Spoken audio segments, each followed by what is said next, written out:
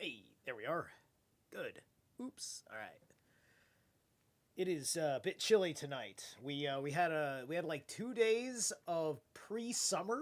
We hit like fucking 70. And then it was like down to 40. There was even like some non-stick snow like the other night. Ridiculous. Anyway, so tonight the music's going to be any like all sorts of Iranian heaviness. So that was an Iranian metal band called Heterochrome. Bad Badak, or The Flight, was the name of that song. And so, yeah, the may the Iranians be liberated as a consequence of whatever the people running what we think is the military would have it that way or not. Let's see how all of that goes down. I'm gonna try and get a couple of streams done. I kind of want to do a stream about the things going on with Iran and big oil and a couple of the factors. And then I want to try and get through as much of this Talmud as I can. I'm already doing this tired. I'm probably not going to give you 3 hours, but we'll see how I feel. They say these mushroom coffees give you a certain kind of energy that's not like caffeine. And I suppose it's so, because it's working pretty well. I still have regular coffee, but if I have the mushroom coffee, I just have like a cup of mushroom coffee in the morning.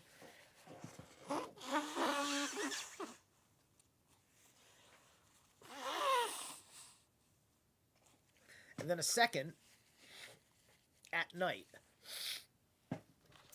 I think they say you're really supposed to just do like one a night.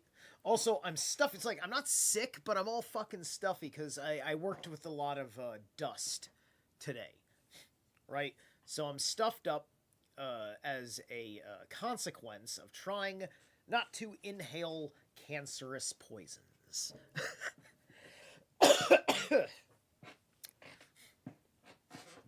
I have to get something for my head because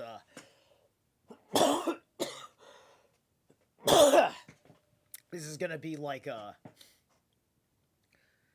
lot of hard hat work with this one, and I need to have less hard hat head, which is a funny thing that happens with a long-haired person who has to put this thing on that's constantly doing this. Alright, so we're going to get through this in the way I'm going to get through this.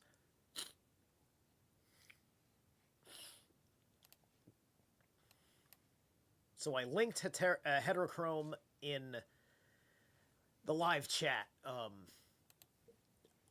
for this band. Now, let's see.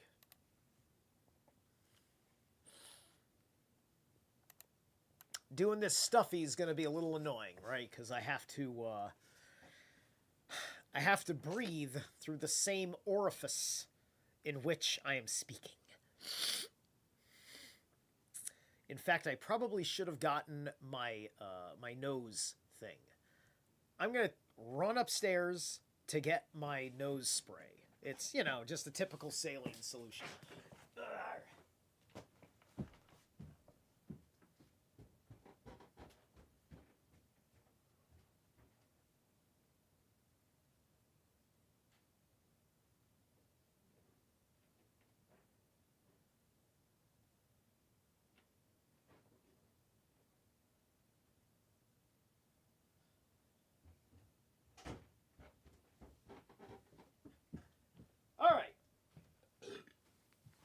This thing typically works really well.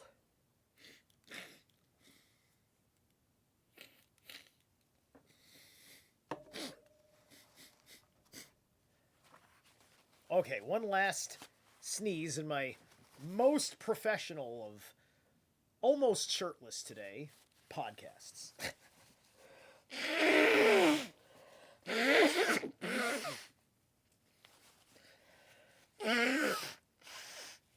All right. I'm sure you all appreciated me snotting right in your eardrum.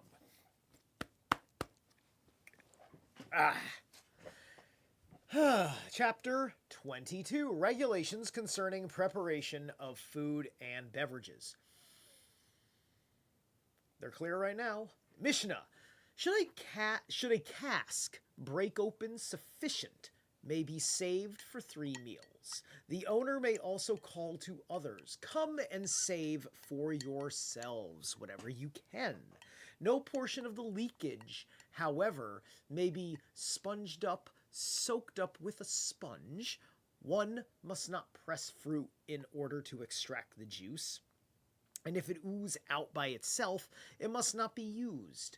Ar Yahuda said, if the fruit is for eating, the juice which oozes out may be used, but if it is for beverage, it must not be used.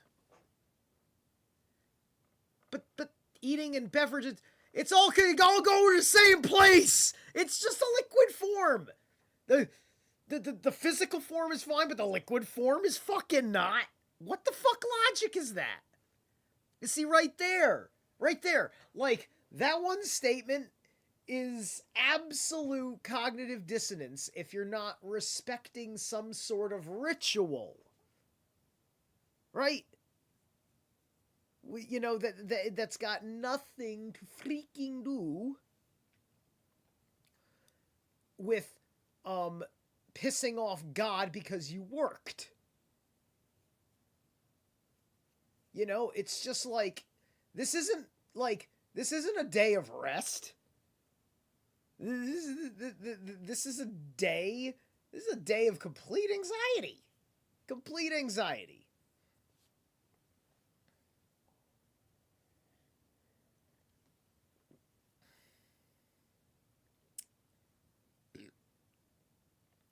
In many respects, they would rather just hate somebody who can't really put himself in the place to really bother with any of this. And the better they do this than anybody else, the more hubris it gives them. And it gives them more of that righteous indignation, right? You know, and then they can become like a real Lion of Judah, per se, right? You know, just like, because of the things I do, the things I've done, and the things I can do, there are certain places where I can step in and perform in a manner necessary for something particular, often special and challenging, which involves some danger and some risk, usually, right? You know, like stepping up and squaring up to a threat. You know, being one of the very common examples of this instance, which isn't necessarily very common, right? But it's the very reason why I just walk down the street. I got that aura. Dogs bark at me a certain way. I stare at people sometimes because I'm vibing out on something, and just like I'm catching just something about them. So it's like, you know, my eye wanders as they pass by, and then like sometimes there's that eye contact, and then like I have to make sure that I am not staring, but also not avoiding either, right? It's just that, you know, I may give a minor nod, because that's typically what people do, and then they nod back, typically, just like, oh yeah, you're just an observant guy, right? And I remember my nerve always being on end once I really was feeling the vibe of the, quote, police state. Because I'd be like driving or something, right? And I want to make sure I was only side-eyeing anytime I saw a cop. I didn't want to look him straight in the eyes, because I could tell there was some sort of fucking thing about it. It's just like you look as a person who's not thinking of it in any other way than you're just looking at something, right? It's a public thing or whatever. It's, I don't know, it's a guy in uniform. He's in your government and all that stuff. And you've been told to trust him, meaning you also trust him when you're the target, right? And,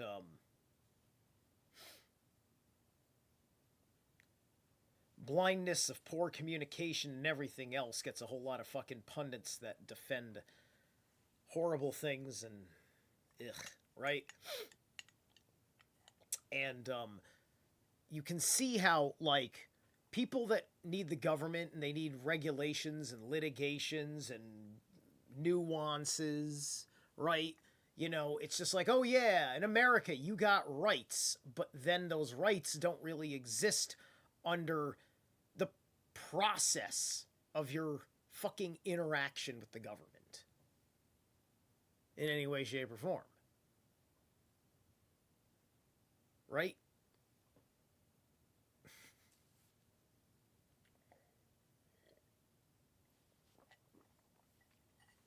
Because they just stacked a whole fucking game of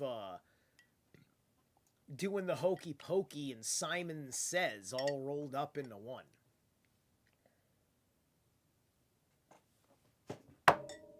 And a whole lot of the chicken dance. Anyway, Gemara. Or wait, no, I'm not even at the bottom. This is still the first Mishnah. Dear God, what a tangent I just ran. Anyway, but that was really important because, like, this is my point where the subtext of it, just like this, and we keep trusting people to be in charge who either are these people or people that think these people are special.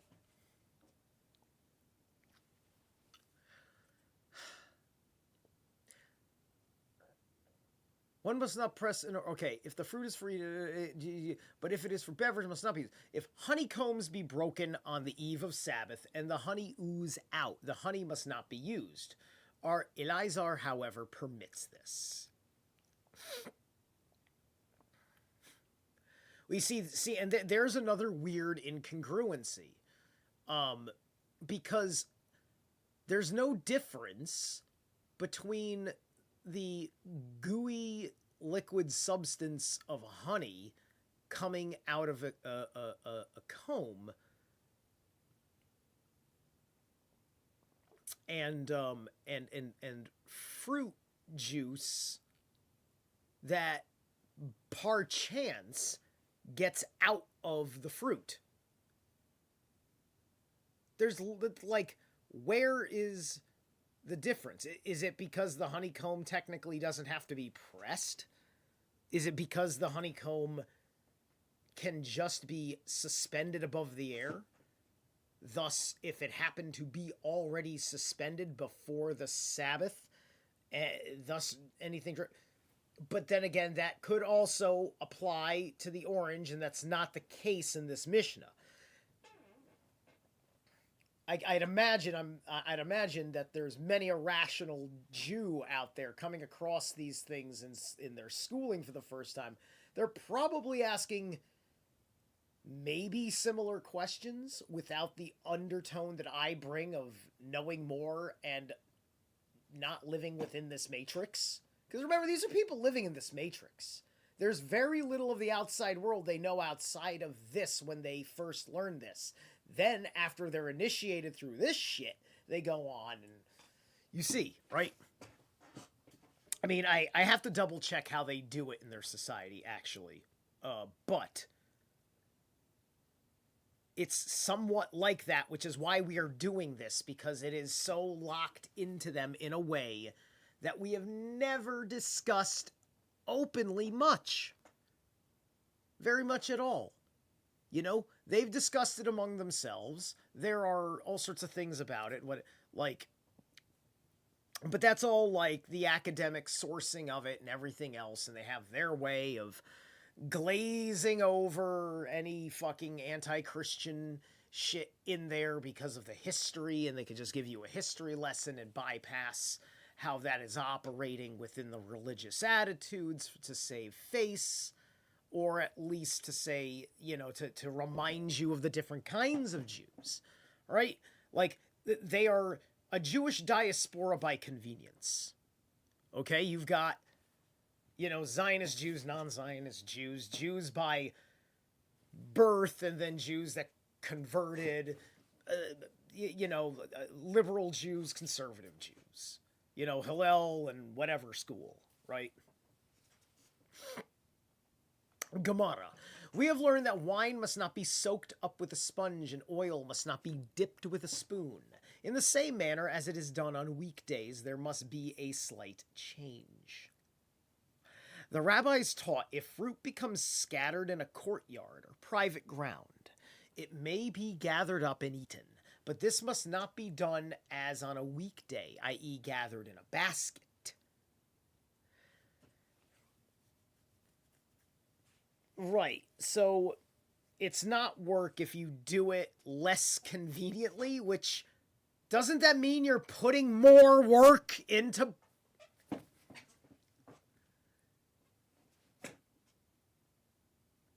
You see, because they're not telling you something. The rabbis taught if fruit becomes scattered in a courtyard, I'm sorry, I already read that. One must not press fruit. Etc. Said Ar Yehuda in the name of Samuel. Ar Yehuda of the Mishnah agrees with the sages in the case of olives and grapes. Why so? Because this class of fruit is intended only for pressing, and the juice which must of a necessity ooze out might be calculated upon by the owner for a beverage. Well, I suppose, although it's a liquid, honey it oozes out. It oozes out more so than it does with an orange. But you can't make a beverage out of just honey. No one can just drink honey, like as a hydrator, okay?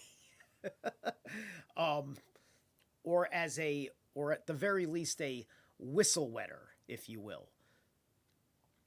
Ula said that Ar Yehuda differed with the sages even in the case of olives and grapes. Ar Yohanan said that the halakha prevails according to Ar Yehuda as far as other fruit is concerned, but not as regards olives and grapes. Said Ar Abba in the name of Ar Yehuda, quoting Samuel Ar Yehuda subsequently agreed with the sages as regards olives and grapes, and sages also agreed with him later concerning other fruit. Said Ar Yeremiah to Ar Abba, wherein do they differ? And Ar Abba answered, go and seek, and thou wilt find it. Said Ar Nahaman bar Yitzhak, it seems to me that they differ concerning berries and pomegranates. For we have learned in a Boretha, the juice of olives or grapes, which after have been pressed and brought into the house, had oozed out by itself, must not be used. Whether the fruit had been brought in for eating or beverage, if a man squeezed out the juice of berries and pomegranates and brought the pressed fruit into the house to eat, if any more juice oozed out, he might drink it.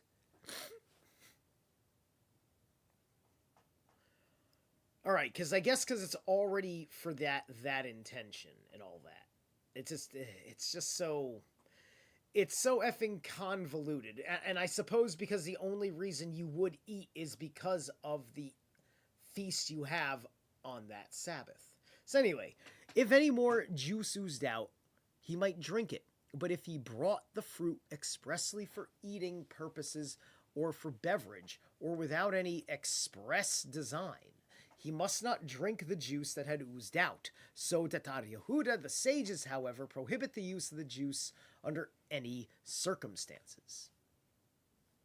Said Ar Yehuda in the name of Samuel, a man may squeeze out a bunch of grapes directly into a pot, but not into a bowl. Why not? Because if he squeezed it into the pot, it is proof positive that it will be used for food. But if squeezed into the bowl, it might be used as a beverage. Said Ar Hista, from the decree of our master, we can learn that a man may milk a goat right into the pot, but not into a bowl. Thus we see that Samuel holds the beverage, when mixed with edibles, are also regarded as edibles.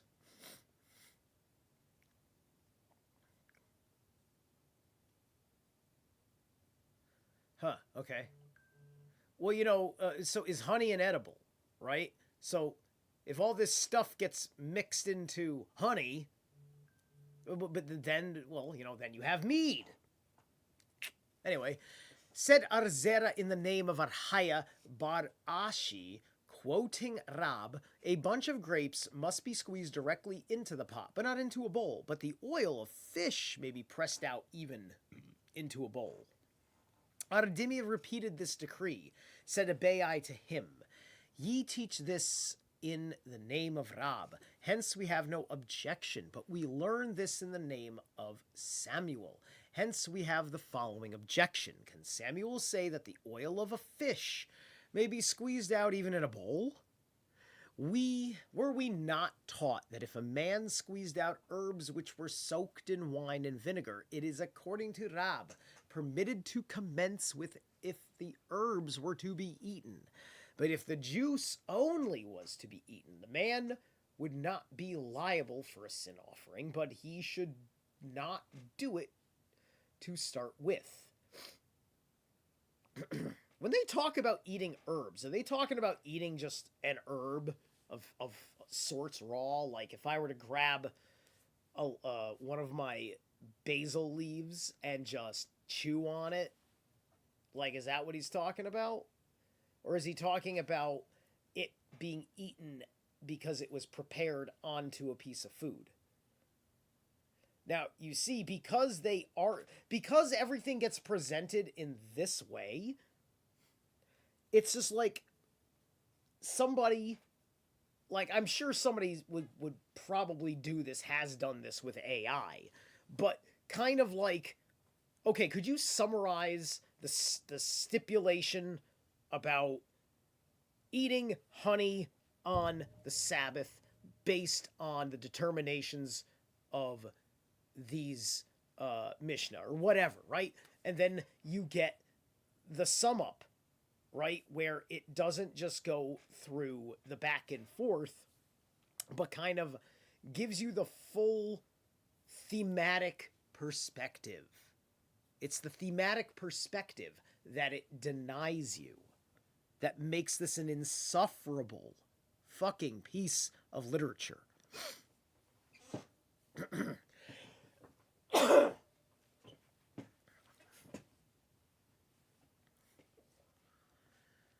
Okay.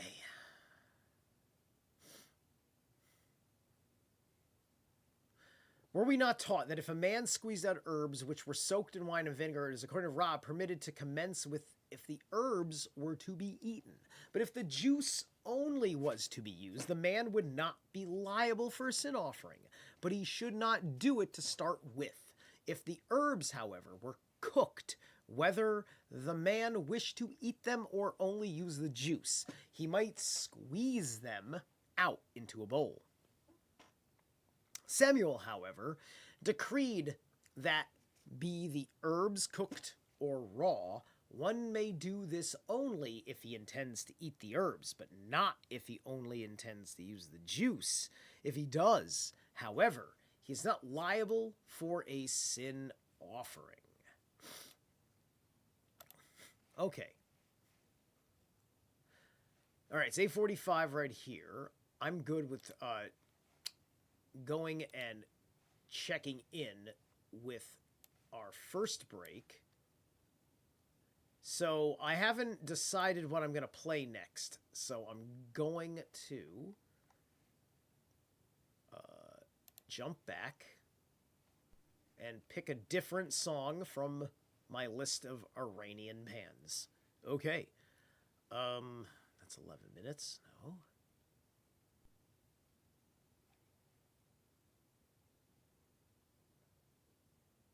I don't know if they're Iranian. Bloodywood is Indian. No.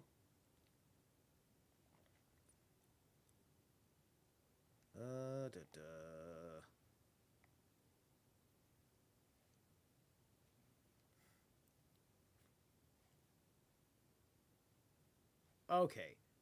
Oh, let's try this. This is a band called Trivax. This song is called Azrael, which I think is an important angel or something, but anyway, also known as Azrael is the angel of death in Middle Eastern theology. Aha! Let's do it.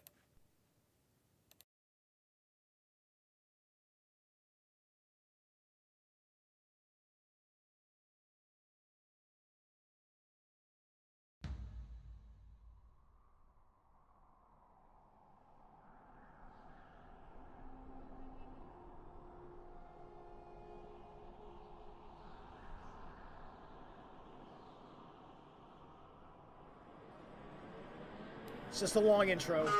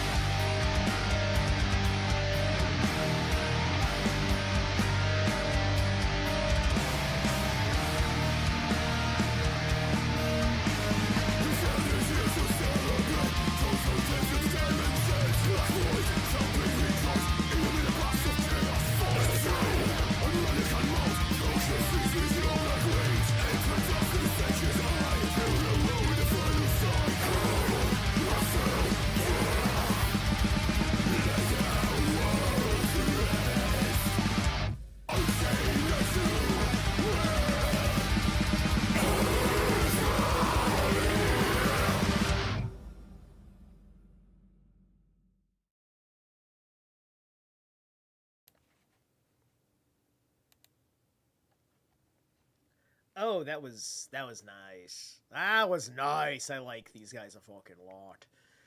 This song's got something to do with a modern warfare. There was a lot of cutscenes in the music video of stuff. You know, I'm gonna read the lyrics for you real quick before we jump back into the Talmud. All right. Come forth reaping with all might, sanctioning the pulse of all life. Eliminate all man and beast born, consuming the world's shattered soul. Obliterate all that exists, muting the core spirit from the womb. From blindness, open our eyes to the forces of darkness and death.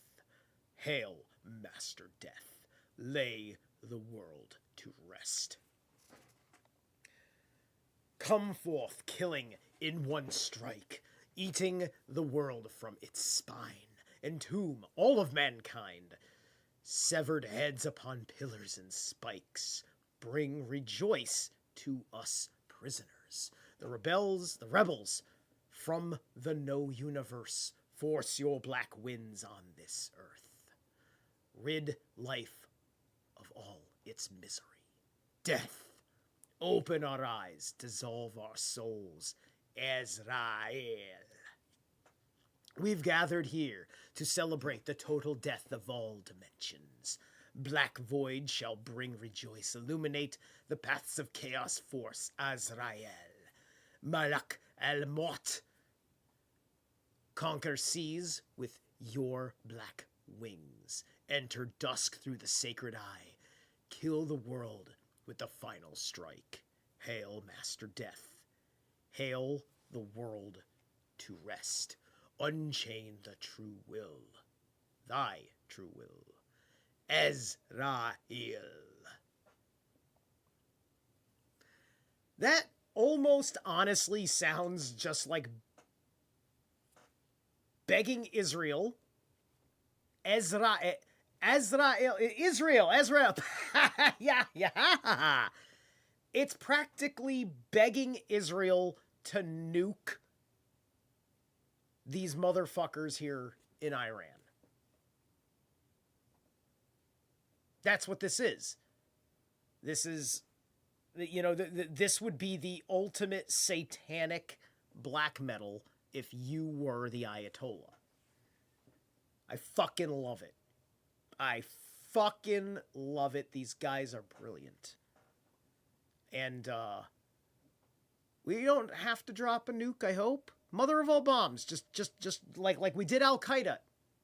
Trump destroyed Al-Qaeda with one fucking Moab. Just hit the whole fucking mountain. Gone. That was it. Al-Qaeda was a non-entity after that. There was once or twice the news said something, and then we all were like, eh? Right? And it's just like, and terrorism isn't, nobody's talking about using, you know, fear to deal with terrorism, right? When the Iranian thing happened over here, yeah, everybody's concerned about it, as well as considering it an op. You know, we're checking it out. Could be an op. Could be legit. I mean, also legit. Also, an op of this magnitude would also be legit and an op. You have to understand. Because 9/11 was legit and an op. You just don't know what the legit part was. All right? Not everything is just theater. Sometimes you are having theater of getting something actually done. Did none of us learn anything from Die Hard 3? Nothing? But anyway, just a mother of all bombs. That's it. It's all right. It'll be like an earthquake. You know, like, or just the same tech you used to fucking, like, smack them, bitch slap them, whenever they do their nuke thing. Everybody believes that Trump hit Iran, in his first administration with a rod of God. Something happened, and then there was a freak earthquake in exactly the right spot, which had no pre-tremors or aftershocks.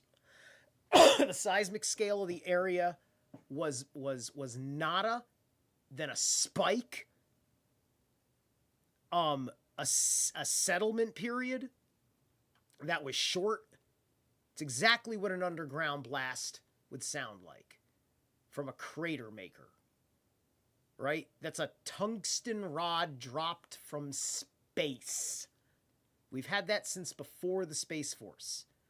I don't even think that's secret space program, because I think that's using mundane satellite or sataloon tech, whichever side of the spectrum we're playing with. And you can also have around Earth with sataloons too, okay? Just because it would be an efficient way of keeping a radio operated aircraft up there indefinitely, because the air has nowhere to go, and it can just stay up there. Right? We do this all the time with those super weather balloons that go all the way up, like that Red Bull guy who fucking dropped from low Earth orbit practically. Anyway, we were reading the Talmud, weren't we?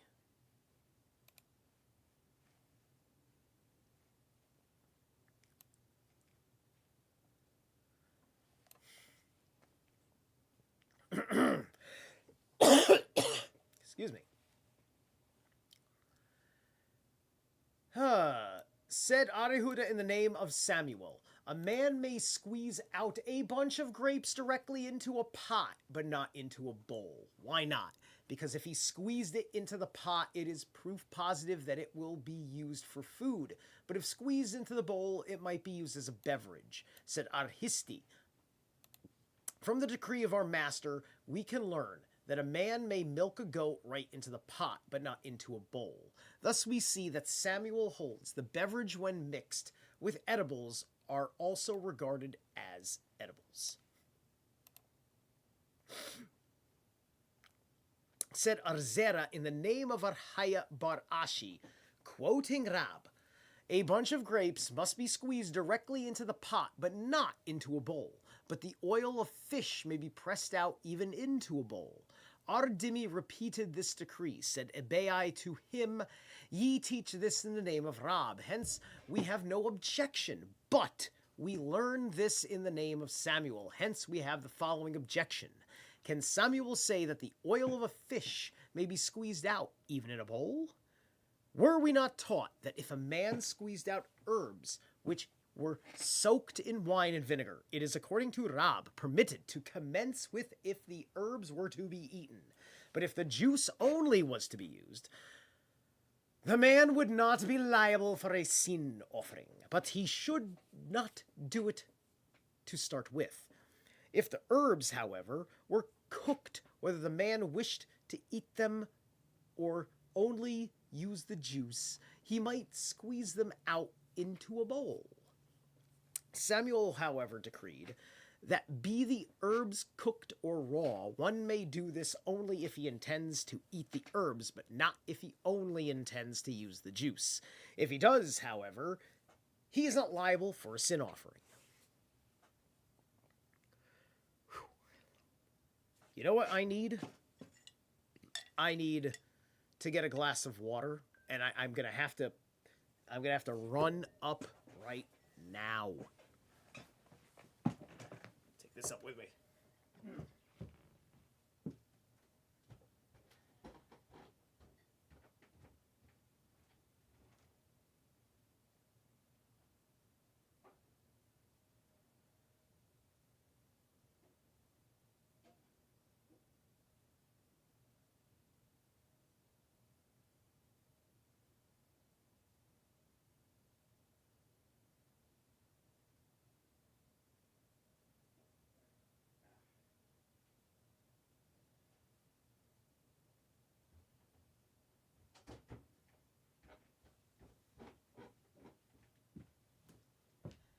All right.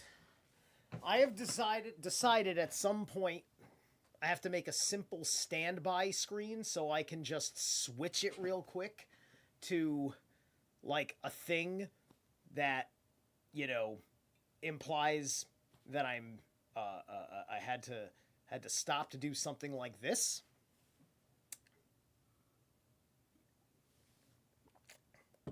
In a funny way, and then have some sort of generic, like, no, not generic.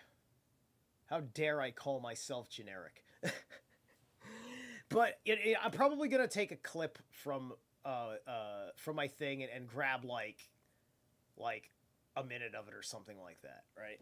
Because I have to fucking stop if I gotta stop in the middle of a segment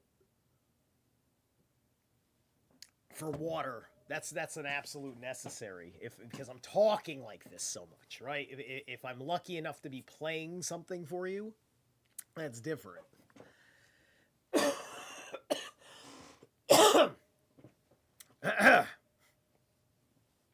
All this because I don't have the computer capacity right now for production like this, right? I don't have. I got the storage space, but this computer is shit. This computer's maybe 10 years old now. I've had this one for a good hot minute. My computer before that was awesome, and this computer was awesome. And right now I ain't got the money for an awesome computer. I certainly am still working on fixing my credit score, which I keep putting all sorts of other priorities in front of that because I've never done it before, and I'm just like, the mental gymnastics are like, I don't want to get on the phone and then start opening my mouth, and for some reason I fucked up my credit score because I opened my mouth and said something before I knew if I was prepared to have the conversation with them. And maybe I'm just being paranoid. Or maybe it used to be that way, but it's not anymore. Or maybe something out there gave me the impression that it works that way, because maybe it was a common like delusion that was propagated on television or something, and I was watching Saturday morning cartoons being entrenched and all of that. It's just like a lot of fucking shit was getting in the way of me being me. Dear God, if you told 10-year-old me that by 45 years old this is what you'd be, I would freaking I would have fucking said never. The demon that was holding me down would have started making me cry. It would have been pathetic. Ugh. I'm sitting there, as a mildly obese Catholic child, with, his fantasy heroes, and can't find a goddamn reason to put his nervous system to something productive at all. Just wanted to live in the play. Ugh. God.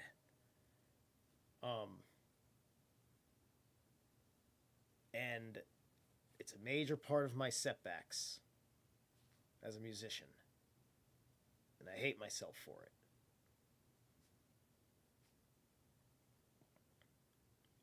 And I don't mean I literally hate myself. But it's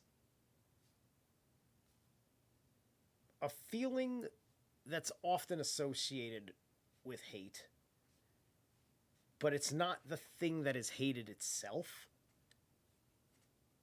That's the interesting part, right? Because when you see it in someone else, but it's on top of the fact that they also did something wrong with that, right? You know, I didn't do anything wrong. I just robbed myself, right? I robbed myself. I lied to myself. I abused myself with food.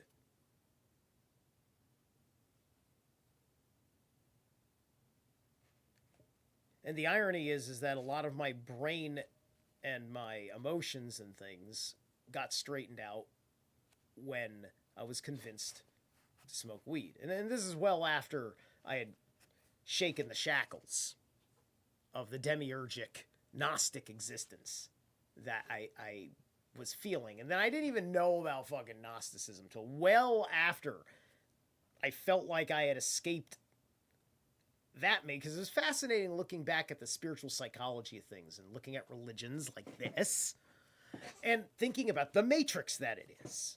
And I'm looking at it and I'm like, I'm sitting here on like, I know I'm still in some sort of an illusion because I know I'm very, very, very ignorant of things. But I know that I am way out of being in the dogma. And I was in flux between two worlds, with my only outlet being checking out stuff in Eastern mysticism and Native American stuff. I mostly looked at the Eastern mysticism because, you know, I don't know, was it Japanese mind control? I don't know. Fuck you. I'll always love it. I will die loving anime. Akira's up there and Gurren Lagann is up there for a fucking reason. Who the hell do you think I am? Zerilath in the name of Arhaya Barashi, quoting Rab. A bunch of grapes must be squeezed directly into the pot, but not into a bowl, but the oil of a fish. I'm sorry, I read all that shit. All right. Aradimi answered, by the Lord, my eyes have seen it, and not as a stranger that I heard this decree from our Jeremiah. That is an interesting way to citate your fucking little slice of the bullshit in here. Decree from Jeremiah. He from Arzera, he again from Arhaya Barashi, and the latter from Rab's mouth.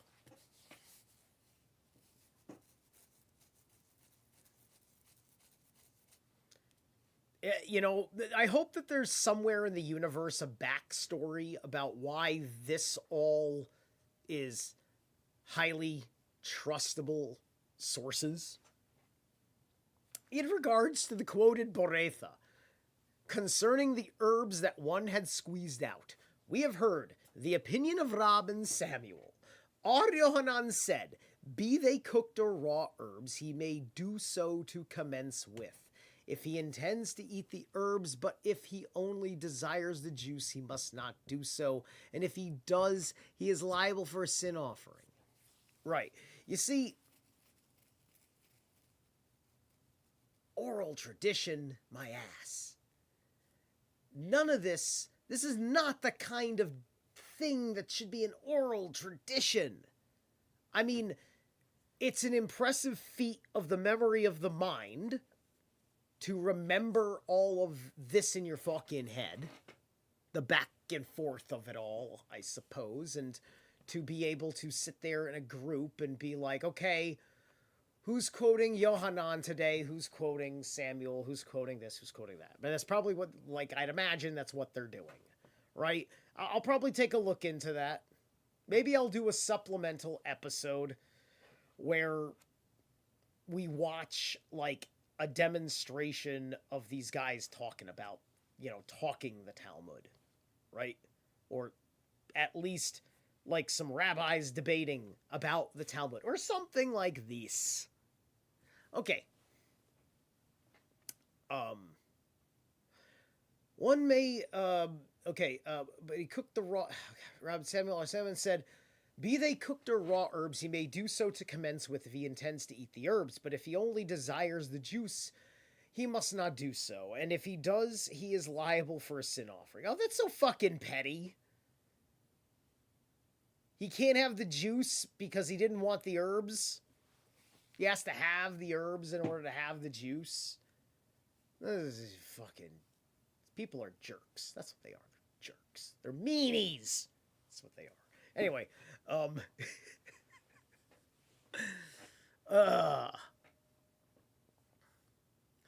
for use on the same day... Wait, you're soaked in wine. Oh my god, the absurdity of this thing, I've lost my spot. This is so absurd. All right. One may squeeze out herbs which are soaked in wine and vinegar on the Sabbath and Sabbath, but no longer use, but one must not press olives or grapes. If he does, he's liable for a sin offering. Now, this is in opposition to all three.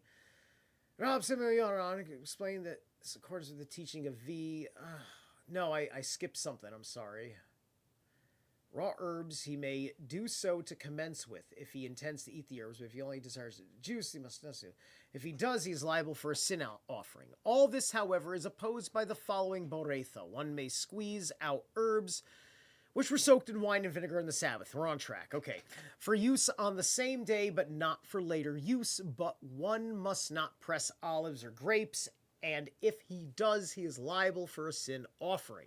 Now, this is in opposition to all three. Rab, Samuel, and Yohanan.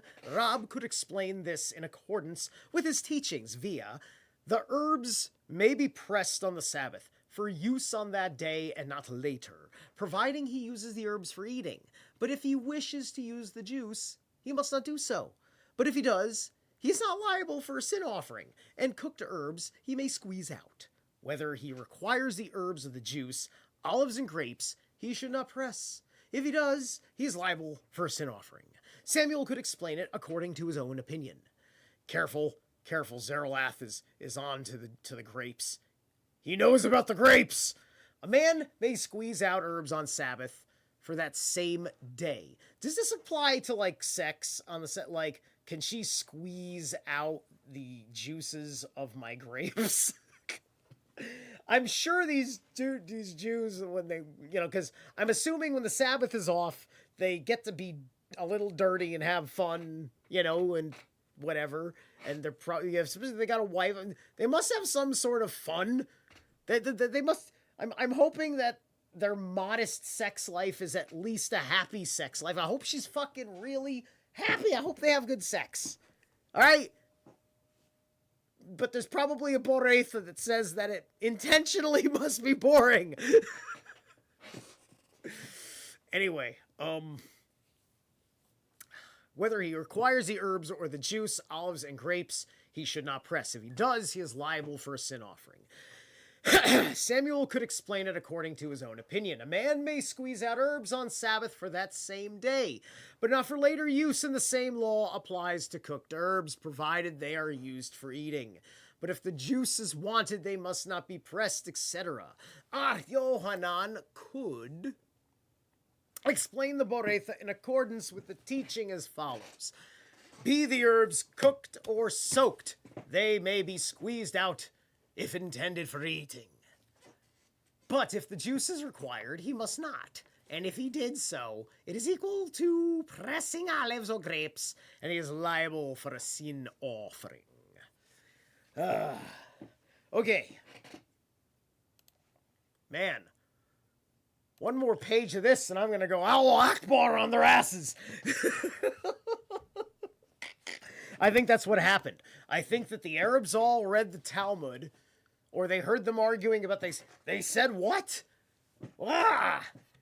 Oh my God, right? Like, well, certain ones, right? Like, because obviously we're seeing something funny here where people are understanding, wait a minute, Sunnis really like the Jews, Shia really hate the Jews. And is that part of the subtext of the issue that caused the fracture in Islam?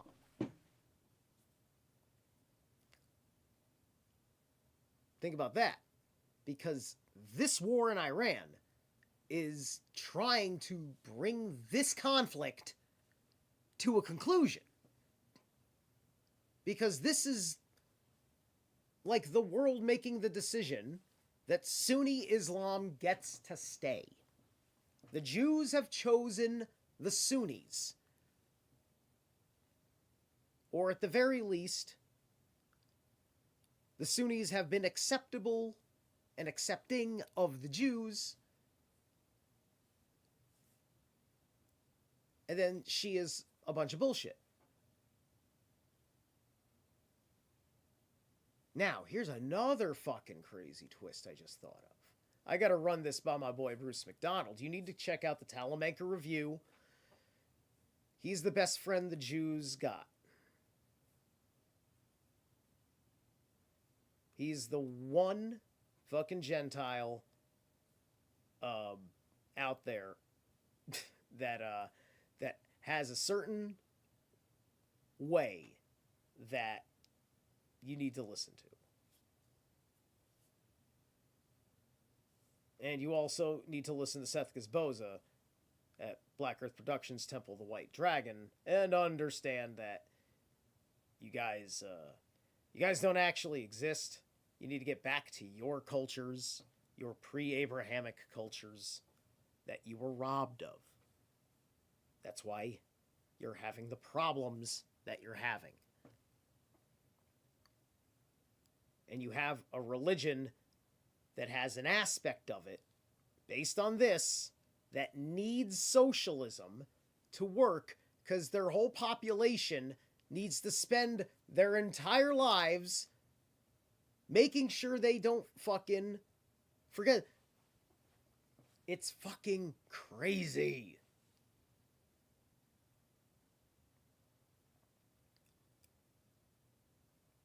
Because it begs for conflict, and because they've been chosen and think they're fucking special, they just stick to the script that makes everybody pissed at them.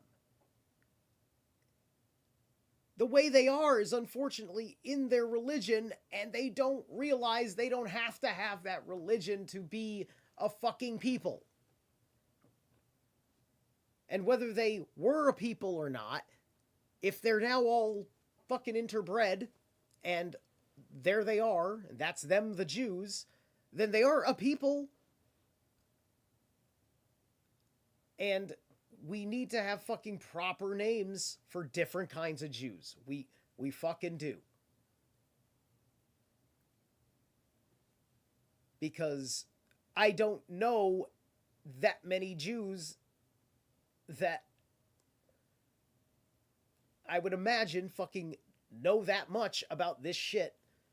You know, it's just a lot of people are just running around because some geneticist fucking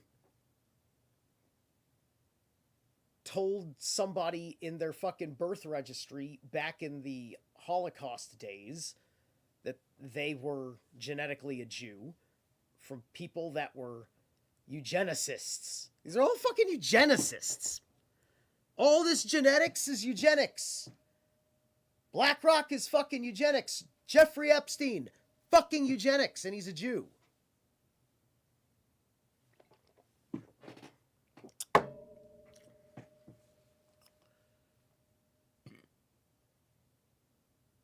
I don't get it. Can Israel function with not the Likud party? With, like, a way fucking, like, more rational fucking political apparatus out there? Right? For fuck's sake, people. We were going to do a break, weren't we? But I'm in good form tonight. All sorts of shit is lit up in Addie's right now and getting more lit by the minute. The surrealism is working, but also, you know, I may be hitting a nice 3-month abundance burst. This has been a really good fucking start to my year. You know? Local. Fucking local. 10-minute commute. I did 90 minutes for fucking people. You've seen the live streams. Holy shit. Thank you for being here. I'm almost in the 800 club. Can you guys get me a deca? What is it? Decahedron is 10-sided? Get me a tenner. Get me the 10. I need 10 to hit the 800 club. Okay.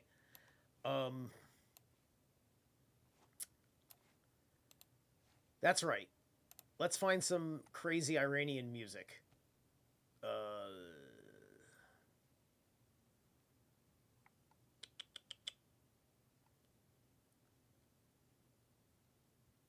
I'm going to look at this. I don't know if they're Iranian, so I'm not going to play them. These meals changed everything. Oh my god, shut up. Ugh. Official song on the Black Flame. Where are you from? Guitar, Delta, mixed. No, I think they're Brazilian. Sorry. No Brazilians today.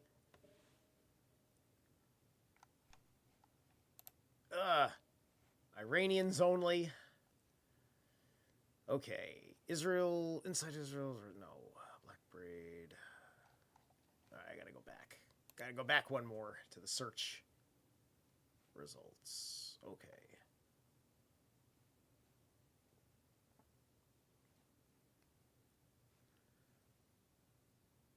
Yeah. Okay. Our Same's Immortal Identity. We're gonna give this one a shot.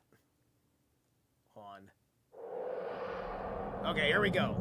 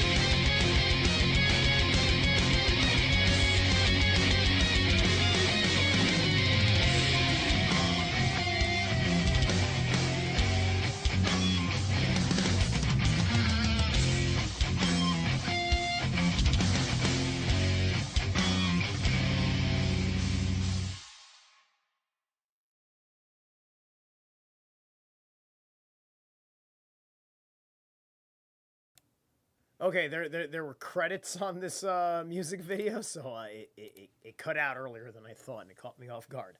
All right, that was Arsemes or Arsemas, Immortal Identity. Let me copy and paste that, right? See, all these bands, they need to be big in the scene. These bands need to be big in the metal scene here in the United States. They need to come over. They need to play here in New York City in front of City Hall and tell Mayor Mamdani to go fuck himself. That's what I want these bands to do. Set up right in the fucking street.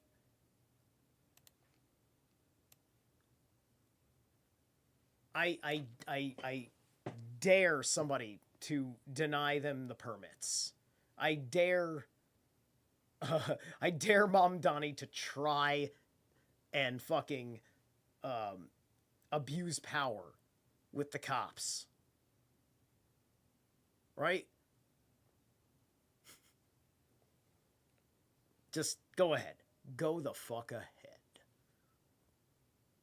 These guys are fucking warriors. You know how much they fucking hate this music over there? This is a real fucking underground scene. This is like an entire country is as fucked up as like the town of Derry, right? And you have to fucking go to the Dark Lord to find your strength. You know, it's fucking... I mean, it's not like Derry, I suppose, but it's a, I don't know, fundamentalist town, right? And so, you know, the bad guy becomes the good guy by that merit.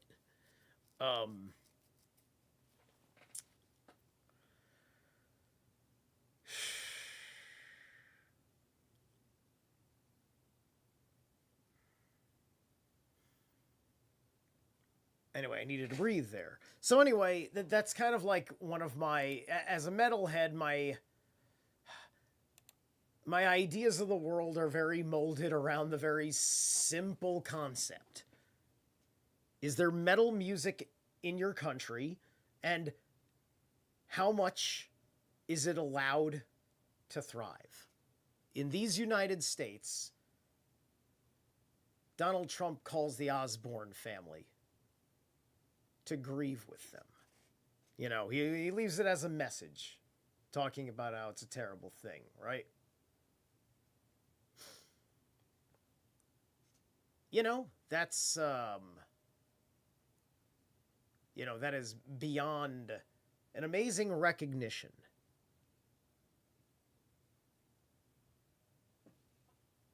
Right?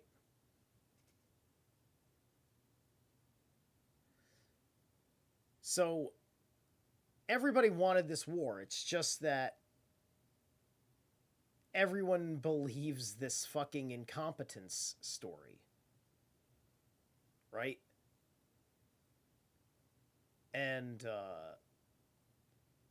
it's irritating. It's very fucking irritating. Right? Because everybody is a clown,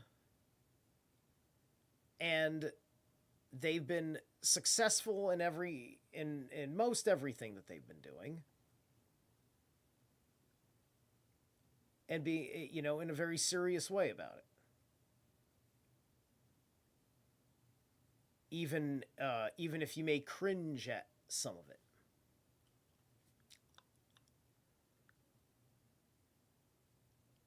And, you know, it's just like propaganda, man. U.S. military isn't fucking, like, running fundamentalist Christian comms during combat. That is retarded. That has not been the demonstration of the American military. If you fucking believe that was, actually, you're an imbecile. That's just propaganda. That's just the feel good.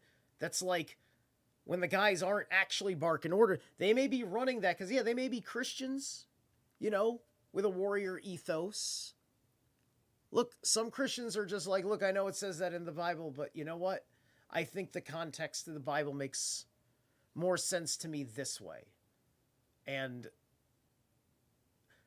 you know, Christianity is a different kind of religion. It's not really, um, you know, it's weird with Christianity, right? Because I do think that the freedom thing is in there, right? Because of the Christian diaspora, right? Because way before there was a Catholic Church, there was all the Essenic temples that turned into churches, effectively. Because all these Romans that wanted to be Jews, they went to the Essenes because the Essenes owned the copyright on Jesus Christ. And then the Essenes taught the Goyim how to worship their messianic Ubermensch. Or would he be an undermensch? and that's a very, very crude interpretation of what the fuck happened there. Let's see. Did I put this in there? Hold on, I don't remember if I shared this in the chat. So let me put our sames in here for you. I got to make sure everything's in there. So if it's a double, it's a double. No, it's not a double. Good. All right.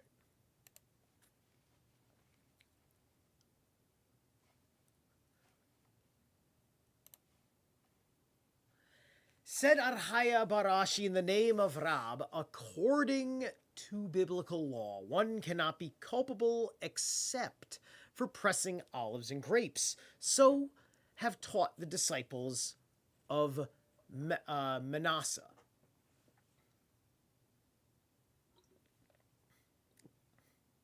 Also, according to biblical law, a witness that testifies from hearsay must not be accredited, with the exception of a case where he testifies to having heard that a woman's husband had died. If honeycombs be broken on the eve of Sabbath, when Hosea came from Neherdai, he brought a new Boretha, if olives and grapes were crushed before the Sabbath, and the juice oozed out, it must not be drunk. But Elazar and Simon both permit it. Said Yosef, he just tells us of another man in addition to Elazar, said Ebai to him, he taught us a great deal. For from our Mishnah, I would say that honeycombs were edibles before being crushed and also afterwards. Therefore, Elazar permits the use of the honey, but in the case of olives and grapes, which were previously edibles and subsequently became beverages, it might be presumed that even our Elazar would not permit their use. Hence, we were instructed by our Hosea to the contrary. Mishnah. Hold on, I gotta sneeze.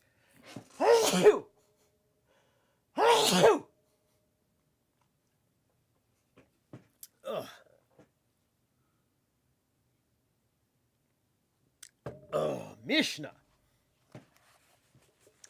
I hope I don't sound insufferable tonight with all of my nose congestion. I feel freaking fantastic, and I've heard Owen Benjamin do worse. I've heard him do it with like laryngitis and shit.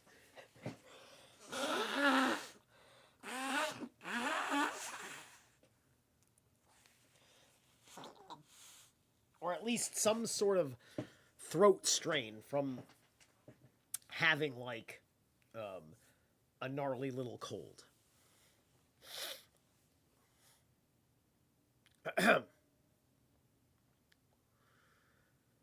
Mishnah, whatever has been dressed with hot water on the eve of Sabbath may be soaked. Or hold on, did I read? Wait a minute. So it might be, I'm sorry, yes. May be soaked in hot water on the Sabbath, and whatever has not been dressed with hot water on the eve of Sabbath must only be passed through hot water on the Sabbath, excepting only stale salt fish and Spanish colias, a kind of fish which was generally cured to make it edible. For passing these through hot water is all the dressing required for them. In Gemara, what does the Mishnah refer to? For instance, the hen of Ar-Eba, he said, cook a hen, then soak it in water. When it would fall to pieces, he should eat it, said Ar-Safra. I was there at one time, and Ar-Eba served me with some of that dish, and had he not given 3-year-old wine immediately after it, I would have been forced to vomit. Okay, interesting. Okay, so he's asking a pretty good question, because somebody, going and adhering to the whole of the situation of the Sabbath and the meal, made it in such a way where he needed something more, otherwise he was going to throw up. And so he wants some some clarification. Because he didn't have the stomach for it, and meaning he would have to make all sorts of adjustments to his dietary situations, which is going to further instruct him on which angles of the law to study better for him. Because then a rabbi would say, oh, if you are of these habits, read these Mishnahs, right? And then these are all the Mishnahs of all these circumstances that pop up that involve dietary issues on the Sabbath specifically. And that would have been in a manner of which, because remember in the forward to this read that I read to you, is the way that this stuff is collected and gathered together, right? You know, it's the hardest thing, right? Because this is where I have to step back from a portion of my criticism, because this is a linear thing, right? Because this is part of what Thoth's corruption of language is, by doing things that takes the true high divine thoughts that you get in the pleroma and then you condense it into two-dimensional space as a conveyance of information through a dead medium. You've taken a dead medium to convey two-dimensional interpretation of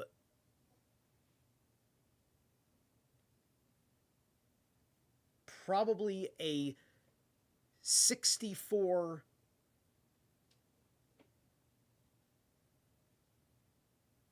dimensional code. I'm saying 64 because of the I Ching and its divine correspondence to the Hermetic principles of duality.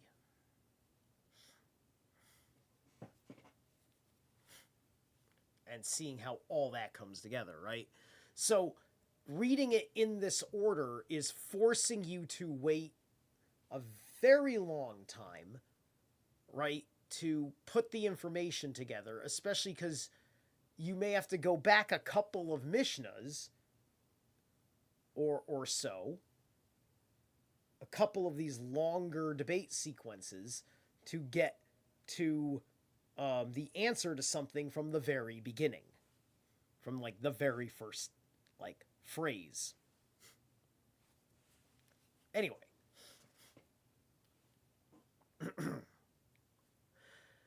Ar Yohanan would spit every time he was reminded of Babylon kutak, a dish made of small salt fish boiled in milk. Said Ar Yosef, "Yeah, and let us spit when we think of Ar Eba hen."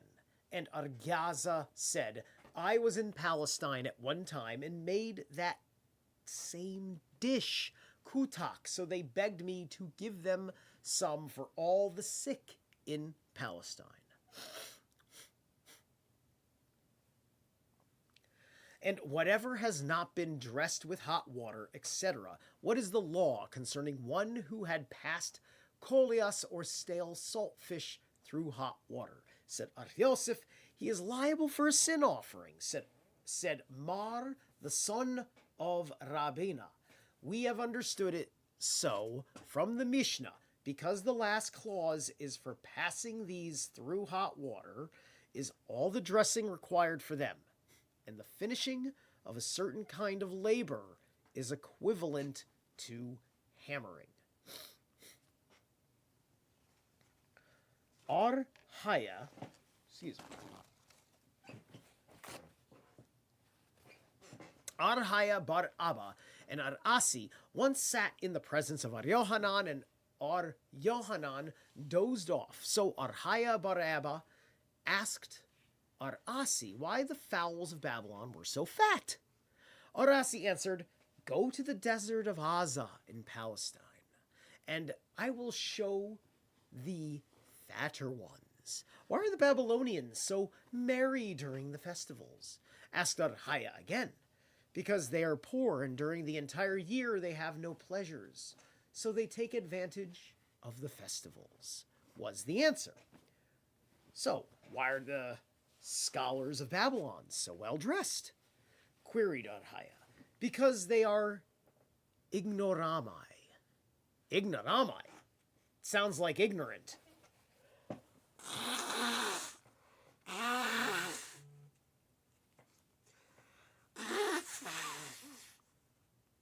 Ugh.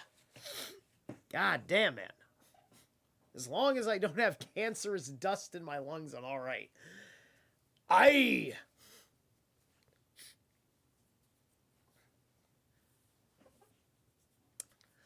And must wear good clothes in order to command respect. Okay, so let me double check, because that sounds like it just means Latin for ignorant person. And I want to get... All right. Talmud. Ignoramai.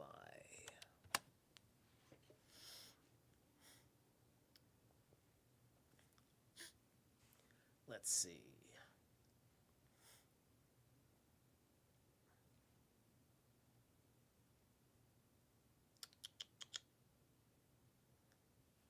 Ignoramai is not popping up.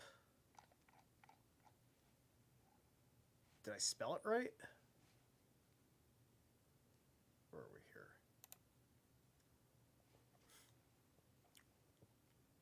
here? Ignoramai. Right.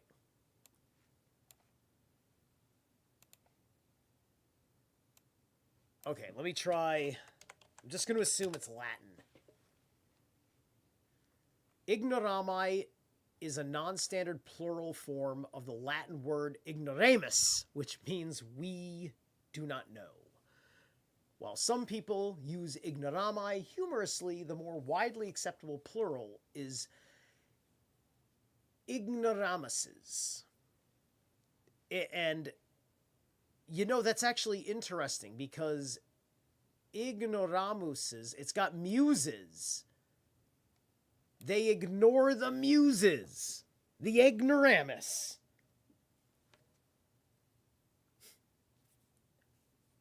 Calling Lady Babylon. Calling Lady Babylon. Okay, anyway. I like him and I like Neil. I mean, I kind of like... I don't know, man. There's people getting rubbed off the wrong way, and I think some reflection.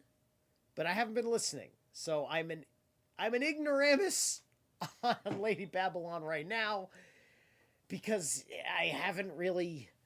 I don't know. I don't think the vibe check is there. The vibe check is not there, but he's become the legend that he has. Regardless, it's all good, and whatever. um,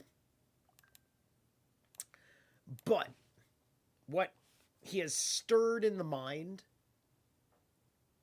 is appreciated with all fucking honesty. And must wear good clothes. Okay, answered Arasi. At that moment, Aryohanan awoke and said to them, Youngsters, did I not tell you that it is written in Proverbs 7:4? Say unto wisdom, thou art my sister, which means if a thing is as certain to thee as the fact that thou canst not marry thy own sister, then say it. Otherwise, thou shalt not say it. Then why speak such foolishness? Then said they, Let master tell some things which would benefit us. Said Yohanan, the fowls of Babylon are fat because they were never driven away from home. As it is written in Jeremiah, Excel 8:11, Moab was ever at ease from his youth, and he was resting on his lees, and was not emptied from vessel to vessel, and had not gone into exile. Therefore had his taste remained in him, and his scent was not changed. I find it incredibly synchronistic that Moab is cited when we were talking about the mother of all bombs, and I said Moab anyway earlier in the show. Which means I need to take a break, and when we get back from the break, we're going to open up the interlinear and go to Jeremiah and read it. Okay. So now I have to hopefully not take too long finding the next Iranian thing.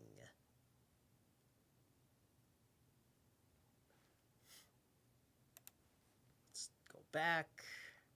What we got?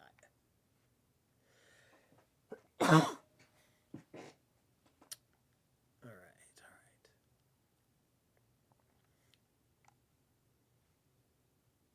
Who is this? No, that's a guy reacting. I don't want a reaction. Eternal Candle, a path to infinity. This is about almost 7 minutes.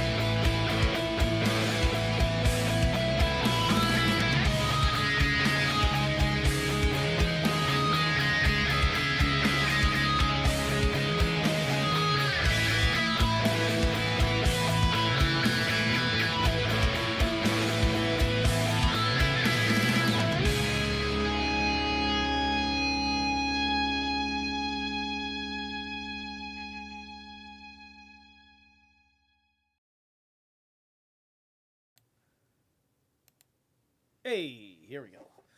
All right, I hope you enjoyed that more than I did because I had to run upstairs and do thing. One of the things I did was fill up water. Once again, that was Eternal Candle, A Path to Infinity. Progressive Death Doom Metal from Iran. That's a 2018 release. Excuse me. God damn. Anyway.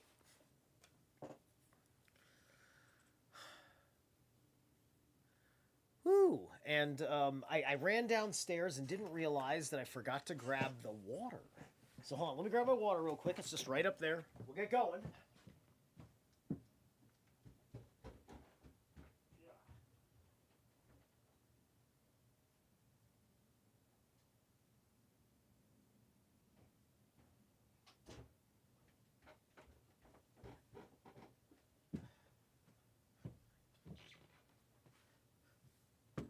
And you know what? Temperature is much better. So I'm taking this thing off. I know, look at this. This is why I'm drinking the mushroom coffee. It's really going away. that's like, it's just like, it's the fucking mushroom coffee. I just cortisol forever. Just cortisol forever, hanging skin. Like, God damn it, man. This has been such a slow process.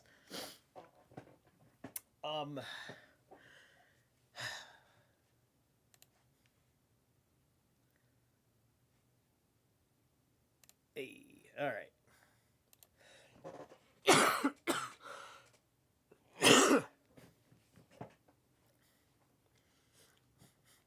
You know, my nose was clear 2 seconds before I fucking coughed. I'm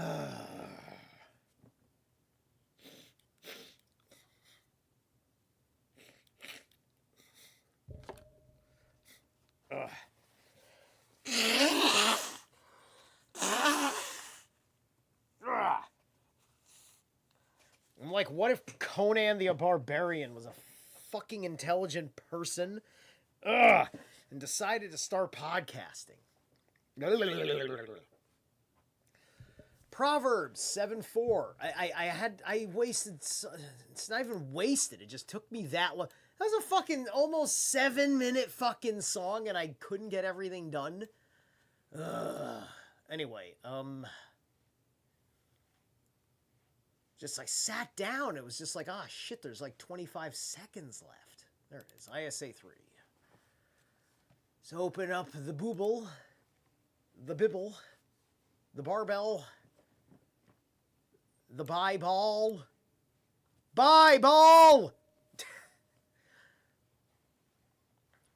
Unless, of course, there's a positive context for ball, which is balder. But the language is so funky that I don't even like going with that. But what comes off the lips, it's, you know, we're talking about core sounds, etymologies, and there's a big difference between that Semitic Arabic family of languages and the Arctic languages.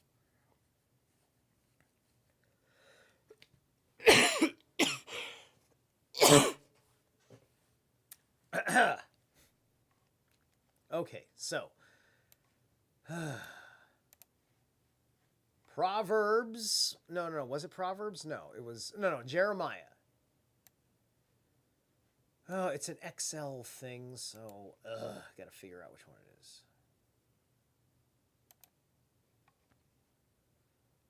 All right,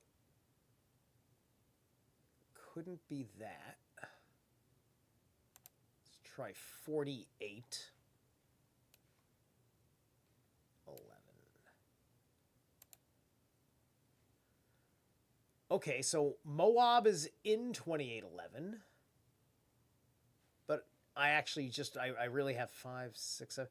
I mean, it's something 8, and I'm pretty sure XL is 40.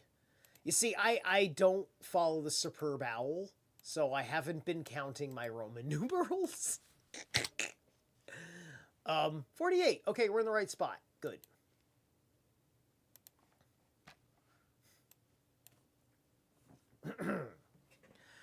Moab has been tranquil from his youth, and he has been quietly resting on his lees.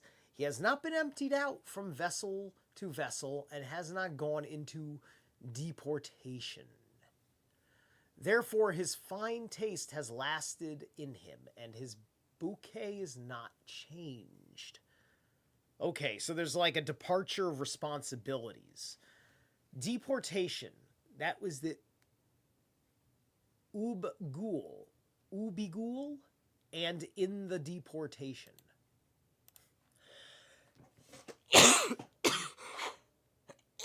Excuse me. Gola. Active participle feminine. Exile, concretely and collectively exiles. Captive, captivity, removing from captivity, taken away. Yeah. Okay, so he has not gone into deportation. So has been tranquil from his youth, and he has been quietly resting on his lees. He has not been emptied out from vessel to vessel, and has not gone into deportation, of course. What does it mean that he's not been emptied out vessel to vessel?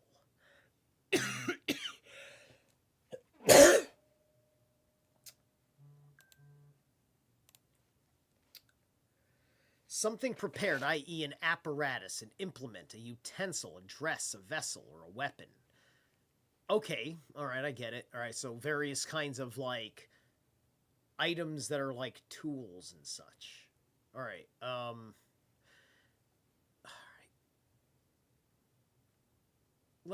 let's go back to verse 1 and get some context. Concerning Moab, thus says Yahweh of hosts, Elohim of Israel, woe to Nebo, for she is devastated, shamed, seized is Kithrethaim, the impregnable retreat, is shamed and dismayed.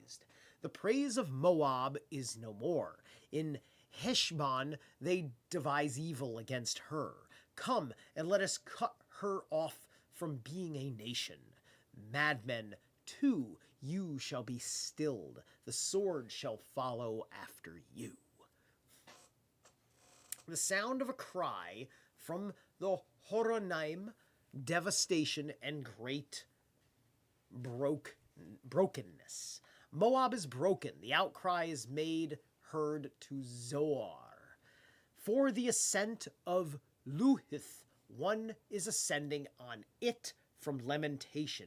For at the descent of Horonim, they hear the distress of a cry of brokenness.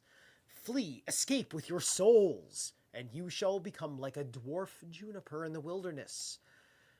For because you trust in your deeds and in your treasures, you too shall be seized in Shemosh. Will go forth into deportation, its priests and its chief officials together. All these names, these are names of like places, so I'm not gonna like go and check those out. The devastator shall come to every city, and no city shall escape. The veil will perish, and the tableland will be exterminated, as Yahweh has said. The devastator, the shud, it's called shud, one devastating. Uiba shud. Properly to be burly, i.e. figuratively powerful, passively impregnable, by implication to ravage. Gotcha. Yeah. Alright.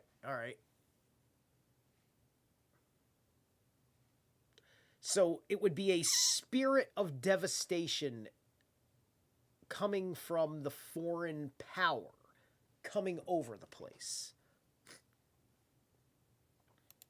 Set up a cairn for Moab, for she shall go forth, forth, and her cities shall become a desolation without a dweller in them. Cursed is one doing the work of Yahweh indolently, and cursed is one withholding his sword from bloodshed. Withholding his sword from bloodshed. Right. Now, this is framing in context. This is about you understanding that if you don't take the personification literally, if you can separate what has been added into what may have been someone else's pre-Semitic story from the region, or at least pre-Babylonian story, pre-Sumerian story,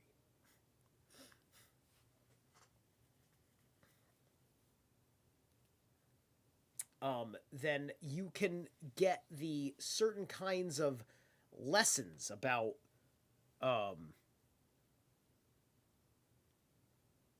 moral behavior here, right? And you can get, and it's fine to have Saturnian moral lessons through a mythology, but because you don't see it as mythology, you think you have to do this, when really it's more of, like, you see, like, it's better off if you don't start life looking at the Bible, you know, because then if you go and you live your life, then you go and you look at the Bible, and you can reflect at it and say, like, well, you know, in the narrative function, it makes rational sense, right? But when you add other narrative functions, other reasons why you would invoke the story of Moab upon somebody,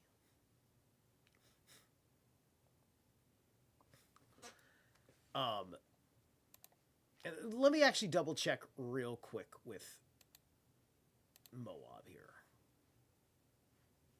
Prefix. From her, the mother's father, Moab, an incestuous son of Lot. Also his territory and descendants. Right, okay, so Moab is the descendants of Lot. And, hold on a second.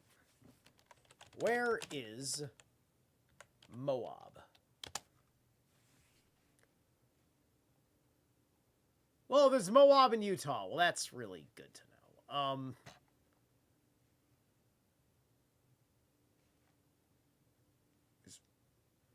Is of its great extent invasion of the Amorites, the fields of Moab.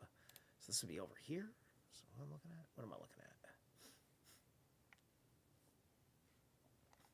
It's not even loading. Come on, there we go. Oh, okay, Kingdom of Moab is just down here. Okay, so it's right, just to show you. Whoops, hold on. This is it right here in the purple spot in the south here, southeast. Israel, Ammon, Judah, Philistine, aka Palestine, Phoenician states, yada yada yada. Anyway.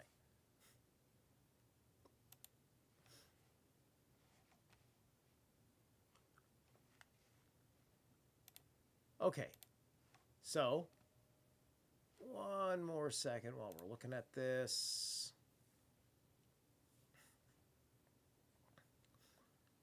Let's see. Indolently.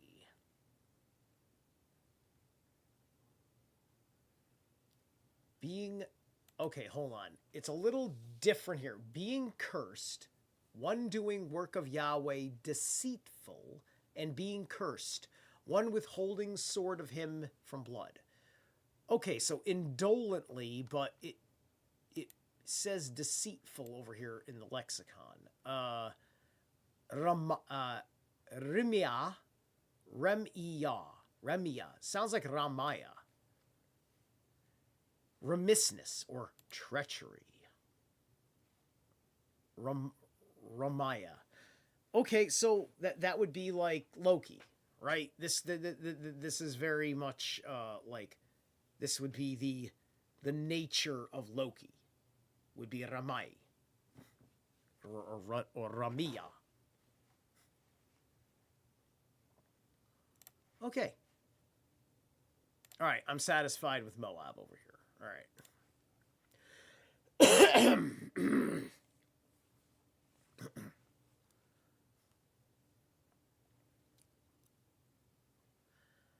Let Master tell some... Okay, so... Say it, then speak with such... Or my... Wait a minute. Youngster, did I not tell you it was written in Proverbs? No, then Jeremiah is not changed. Once do we know the fowl of Palestine were driven from it is written in Ibid? Okay. Whence do we know that the fowl of Palestine were driven from home?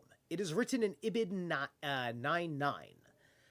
Both the fowl of the heavens and the beast are fled, they are gone away. Our Jacob said in the name of Ar Yohanan that the fowls and the beasts and all else came back to Palestine, with the exception of the Spanish Coleus. The reason will be explained in the tract Bekorath. Why are the Babylonians merry during the festivals? Because they were not included in the curse of Hosea 2:13, and I will cause to cease all her mirth, her festival, her new moon, and her Sabbath, and all her appointed feasts.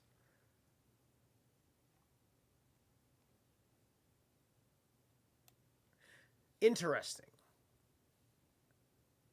Well, why are they discriminating between Babylonians and themselves? What this would tell me is that this is perhaps not based on them having a, quote, government, but it's more like you find yourselves slaves in Babylon, and you're trying to convince yourselves that you are of higher status than slave, and you need some sort of mythology that inspires your people to rise up to have your own nation. So you take all this folklore around you as you're learning about all of the very, very similar things. You all of a sudden come across comparative mythology of its time. You come to understand that, like the way the Romans did and such. And then you say, like, hold on a minute. This god that we know is just like all these other gods that we know in the region, right? Just in the region. They don't have a wider consciousness outside of a handful of places, right?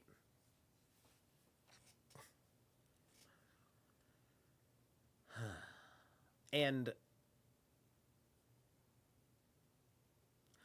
they just appropriate it, right? After they went and did a study of Elohim and the comparative to their El, and then at a certain point they looked at everybody who they're basically their Saturnian storm war god and fertility god were all basically, they were all doing the same thing under variations of the deity. Meaning, they decided to just all make it one thing. They say, like, let's all agree. And so I think that's where these 12 tribes got their kickoff. There was probably 12 indigenous tribes of storm god worshippers in Sumer that all were worshiping the same god, the way that we are learning in Europe that Odin and Odin and Wotan and Wotanaz and Udin and are all variants of the same motherfucker.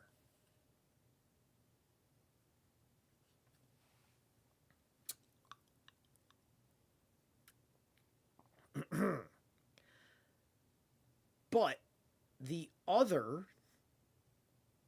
kinds of gods in the Sumerian area, I think, were rejected. I think that they, they got the Black Cube Madness is what I think I would call it. They got Black Cube Madness for rejecting the other parts of the soul, in which there are 9. Right? They're only covering like one aspect of who they are.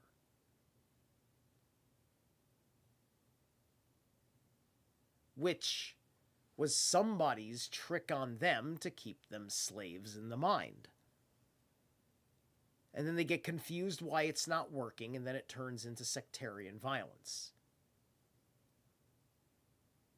These people are fucking crazy, man. They're fucking crazy. Said, Itzhak, indeed it was so. There was not a single feast in Palestine that the military did not come to Sepphoris. And Arhanina said, there was not a single feast in Palestine that captain, guards, and supervisors did not come to Tiberias. Why are the scholars of Babylon so well dressed? Because they are all strangers. As the saying goes, in a city where a man is known, he may wear whatever he chooses. But where he is not sufficiently known, he should dress well.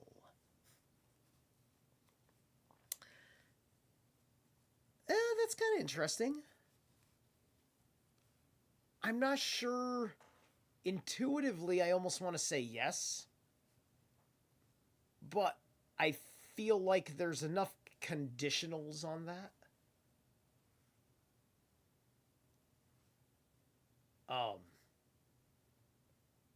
And I'm just comfortable dressing the way I dress, and if that means that nobody treats me whatever, then that's fine. If it becomes like a COVID situation, well, I'll make fucking arrangements if I absolutely have to, but the idea is to know my shit well enough to not have to deal with it.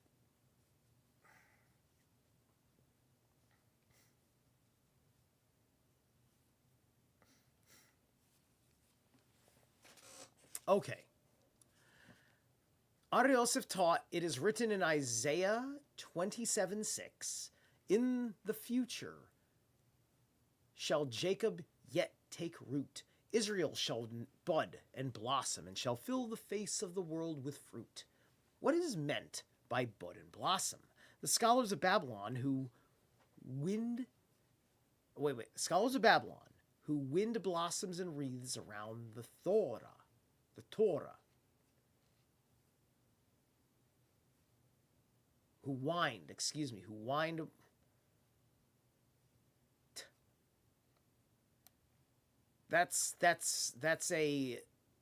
cute. That is very fucking cute what he just did right there. I'm sitting there and it's just like, I wouldn't even have asked that question. Right? Because he's just like, in the future shall Jacob yet take root. Israel shall bud and blossom, and shall fill the face of the world with fruit. That simply means that the nation of Israel, the kingdom of Israel, establishes itself. It will be abundant and wealthy and vibrant living population. And they will seed the planet like Jeffrey Epstein. Okay? Jeffrey Epstein was going to bud and blossom you. Get it? What is meant by bud and blossom? Anyway, I read that.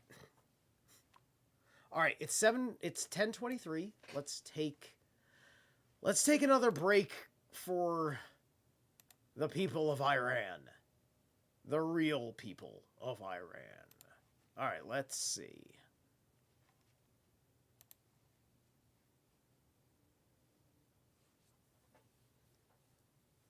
When did I start? I started at 8:15, right?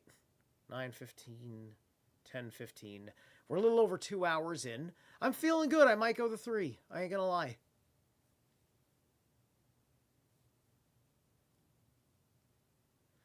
Okay, I'm gonna try... Wait, is this... Hold on, is this... Oh, it's a full EP. Okay, hold on. Let me see what I got. Find your perfect... Let me make sure that this is gonna run time well. Yeah, I think so.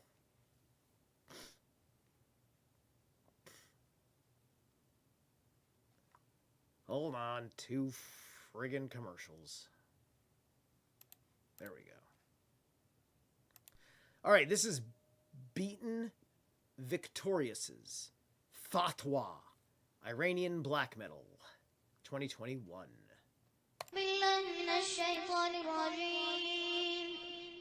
بسم الله الرحمن الرحيم وعد الله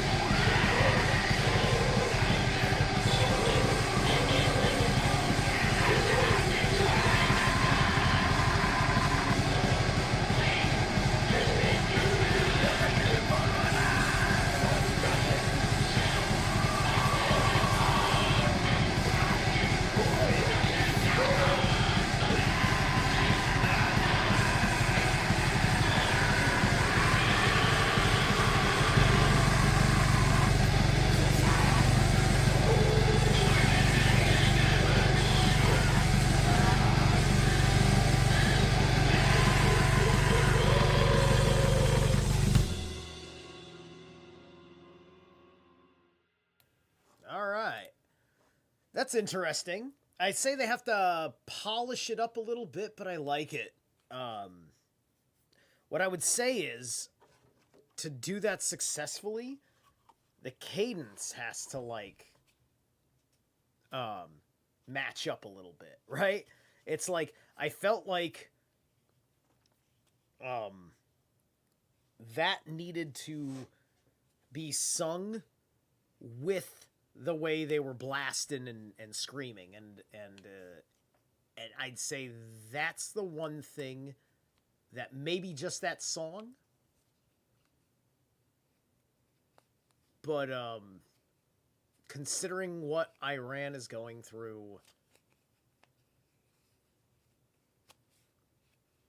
it don't matter. Good shit. Beaten victoriouses. I'll keep an eye on them. I think they got potential. Oh, look at that. I found the mute button before it happened. Anyway.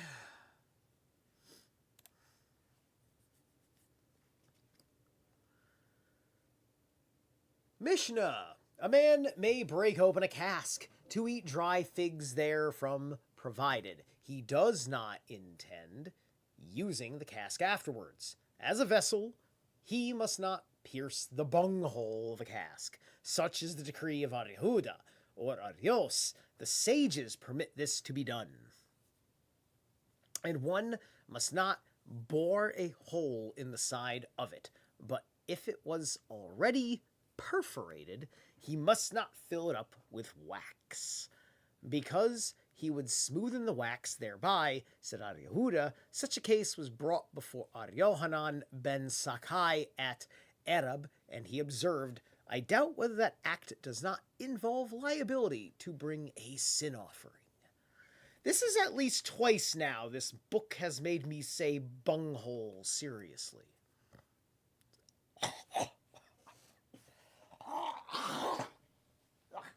God damn. Woo. Excuse me.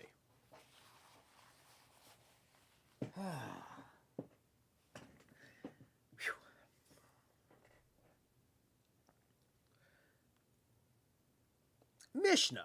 Oh, wait, no, or did I just... Yeah, no, there's bunghole, then sin off. Okay, here we are. Sorry, almost didn't realize where I was. Gemara, said Ar Osha, when may a man hold a dirk to open a cask of figs? If the figs are very tightly packed, for then he would have to use a knife or a dirk to get the figs out. But if they were packed loose, he must not use a knife to open the cask. An objection was raised. We have learned that our Simon ben Gamaliel said, a man may bring in a cask of wine, cut off the bung head with a knife, and serve it to the guests with impunity. This Boretha is in accordance with the opinion of the sages, while our Mishnah is in accordance with the decree of our Nehemiah, who holds that no vessel may be used for any other purpose but that for which it was originally intended. What impelled our Osha to make the entire Mishnah conform with the dictum of our Nehemiah let him say that the cask may be opened with a knife even if the figs are loose, and thus be in accord with the sages. Answered Rabbah, the reason is that our Osha could not quite comprehend why the Mishnah specified figs. It could have said fruit, and on that account he reasoned as stated. In one Boretha we have learned palm leaf baskets containing dried figs and dates may be untied, taken apart, or cut, and in another Boretha we were taught that they may be untied but not taken apart or tied. This presents no difficulty, for one Boretha is in accordance with the opinion of the sages and the other in accord with our Nehemiah. A question was asked of our Shesheth. May a cask be bored with an auger on the Sabbath? Shall we assume that one intended to make an opening in the cask, and hence it is prohibited? or that he intended merely to make a larger space for the flow of wine, and it is therefore permitted? The answer was, the intention was to make an opening, and it is prohibited. An objection based upon the teachings of our Simon ben Gamaliel previously mentioned was raised, and the answer was, there, the intention certainly was to make peace larger, while here it is obvious that the intention was to make an opening, otherwise he would have broken open the cask with a knife. One must not pierce the bunghole of a cask, said Arhuna. They differ only in reference to the top of a bunghole of a cask, but as for the side, all agree that it is not allowed. If I see bunghole one more time, I'm gonna do Beavis voice. Just warning you, because they're begging me to, okay? See how calm my wolf is? I've come a long way. It's better than medication. But anyway.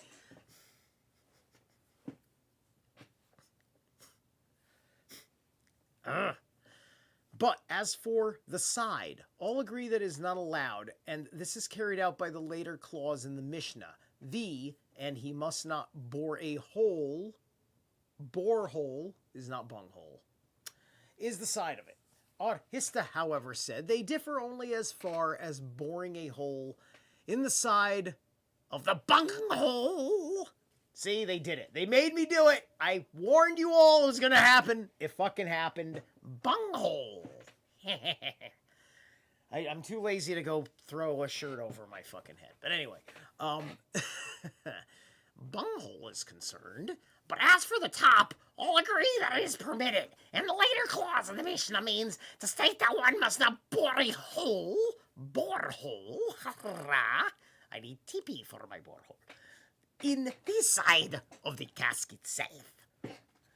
There we go. The rabbis taught, nothing gives me greater joy than when I see a small child doing a Beavis impression. I should have done the great. You know what? You know what makes Cornholio amazing is the fact that he does the Ka pose. TP for my bunghole. It's also doubly amazing that the Cornholio is also like a Native American god of some sort. I can't. I think James True said that. Shout out James True, by the way. I haven't shouted out James in a hot minute. He's been on fire, and he's also been gardening his Patreon. Go check out his Patreon if you really want to get cooking in there. I haven't been rolling in James's Patreon for a while, mostly because I run my mouth too much, and it's best for James. It's one of those. It's a cross-contamination problem because I want to be in my own right, and I can't help but express myself in my own right, and therefore I can't help but feel like I'm invading James's world, and that's why I bowed out of the Patreon. But otherwise, I love the man to death. I think he's amazing.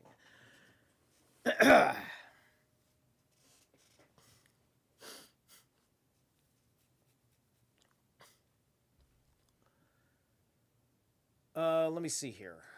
The rabbis taught one must not bore a new hole on Sabbath, but if it was already made, he may enlarge it. And others say that he must not enlarge it, but all agree that if the hole was merely stopped, it may be reopened. The first Tana prohibits the boring of a new hole, because thereby an opening is made. Does not enlarging a hole improve the opening, said Rabba. According to biblical law, an opening through which one cannot enter or go out is not considered a door, but the rabbis made this a precaution on account of chicken coops, the holes of which are made for the purpose of admitting fresh air and emitting the fowl. Therefore, making a hole in a coop is equivalent to making a whole coop, for without holes it is of no value. Enlarging a hole, however, is permitted because one would enlarge a hole in a chicken coop, lest an ichneumon should enter and kill a chicken. Why do some say then that holes should not even be enlarged? Because it might be that one did not make the hole in a chicken coop large enough and would enlarge it. Ar Naaman taught in the name of Ar Yohanan that the halakha remains according to the last dictum.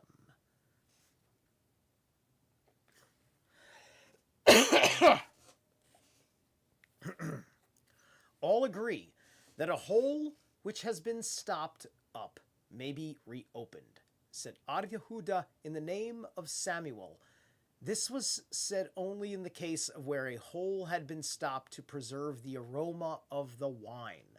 If, however, the hole was stopped up in order to strengthen the cask, it must not be reopened. What is meant by preserving the aroma and by strengthening the cask?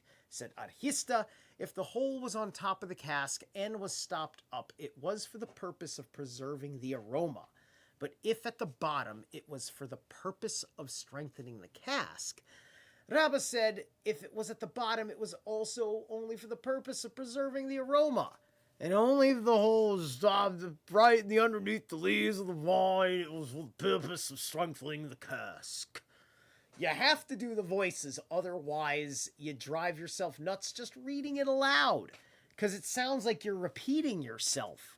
Because of how much they have to fucking reiterate. Like, they're refining the meaning by repeating the sentence in the rephrasings that reflect the process. It's a very irritating way of fucking telling somebody how to do something. It's just like, if you fucking told me how to do shit on the job site like that, I mean, like, that works in demonstration. But this is not spoken in a demonstrative manner.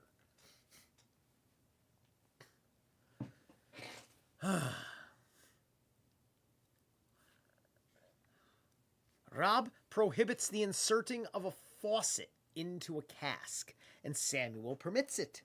All agree that cutting a hole in the cask for the purposes of inserting a faucet is prohibited, and that replacing the faucet, if once removed, is permitted. You know, I wonder if there's a... What would be real... What would actually need to happen here is that you've got a dual line of law, right? There has to be... Like, I'm assuming this exists because they lost their book of the law and all they had was their court records. Like, half of their fucking Supreme Court got destroyed, and all they got are court records and only fragments of actual government law. Just enough to maintain the Sabbath.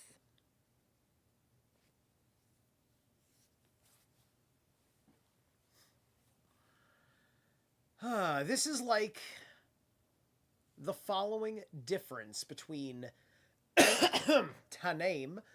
We have learned that a screw must not be fitted on a festival, much less on a Sabbath. But if it fall out, it may be replaced on Sabbath, and so much more on a festival. And Aryeshia makes the ordinance more lenient. What does Aryeshia make more lenient? Yashia or Yashia. We've not heard Yashia. This is the first time. This is the first time hearing this one on page 301.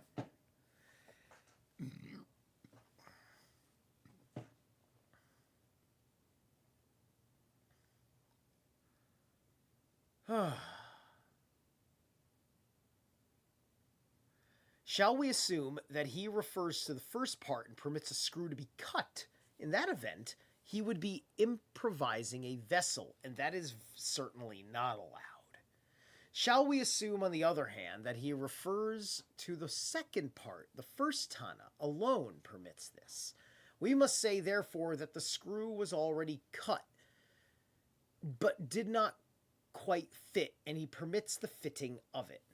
Yeah, I feel like this is how you haze people in college. Right? Like this just all feels like nonsense secret society hazing shit. Hence the same difference exists here as between the previous Tanem. Ar-Shesheth, the son of Ida in the name of Ar-Yohanan said, the halakha prevails according to Ar-Yashia. But if it was already perforated, etc., to fill it up with oil is, according to Rab, prohibited as a precaution, lest he fill it with wax, and according to Samuel, it is permitted as the latter does not deem a precautionary measure necessary. Said Ar Samuel Barbarahana to Ar Yosef, thou hast said distinctly in the name of Rab that oil is permitted. Answered Ar Yosef, that thou hast caught me in a trap. Said Samuel, the leaf of myrtle must not be put in the bunghole of a cask. Fine, I'll do it again. So that the wine flow over it. Why so? Oriman in Dipthi said, as a precaution, lest the groove channel be made. Arashi said, as a precaution, lest the leaf be broken off from its stem. All right, I can't quite make, if I didn't have the cold or the stuff, like if I didn't have the allergic reaction that this basically is an allergic reaction, right? If I didn't have this allergic reaction to just being incensed with fucking dust, I'd be able to pull off that shrill in his voice with the with the funny delivery, because it's pretty easy under normal circumstances. But I'm just stuffy enough where I can't pull that off, or at least my throat's probably a pinch more sore than necessary because of all the frickin' blowing my nose violently. Anyway. What difference is there? The difference is in the case of a leaf that had already been broken off from its stem. The precautionary measure of Argimar remains, while that of Arashi falls to the ground of itself. Is it permitted to wrap oneself in a bolster in public ground and bring it into private ground? Rab prohibits this and Samuel permits it. So, oh yeah, I was talking about the side-by-side. So, like, showing, like film me a scene of a day in the life of one guy following this rule set and one guy following this rule set, and seeing what significant difference in how they handle the situation. You set up two guys and give them identical fucking basics that have nothing to do with Sabbath law other than being prepared for it. And they're fully prepared. We're going to do a fully prepared scenario where there's no hang-ups where you're working. You're doing a certain kind of demonstration done perfect, right? Of living through the entire Sabbath situation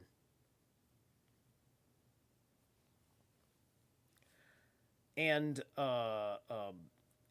you've got the exact amount of chickens and eggs and cloth and supply of oils, the whole 9 yards, all the dates and the figs and the wreaths and the bonnets and all the other things you wear and all the other stuff, and you've counted out all your L's, and you set that up perfect, and you demonstrate going through the whole thing without a sin offering, right? You do this as a filmed thing for educational purposes, right?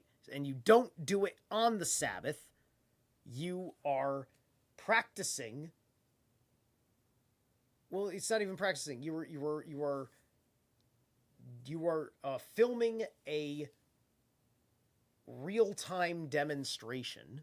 You were documenting a real-time demonstration on the Sabbath, off the Sabbath, as it requires work to do that, because the demonstration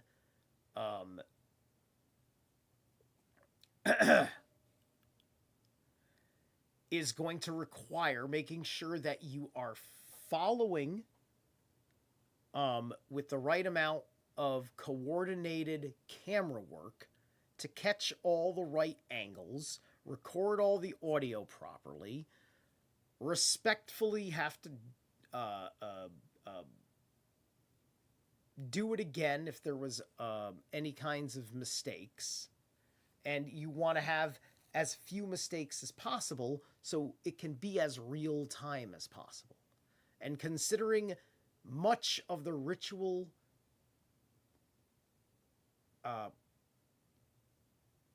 particularity of Talmudic Jews, I can't see that being a big fucking problem on their end.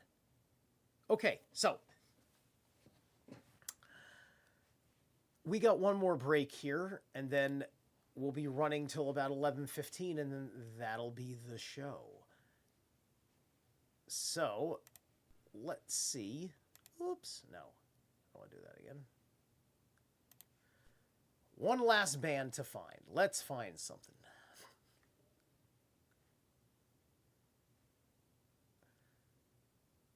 All right, that's a whole album. Let's try that. All right, this is a band called Bitter Wine from an album In the Soulness of the Storm. Let me pick a song. Let's see.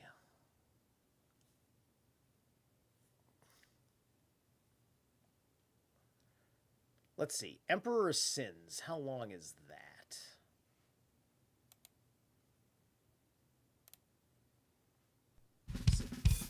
Six minutes. Let's do it.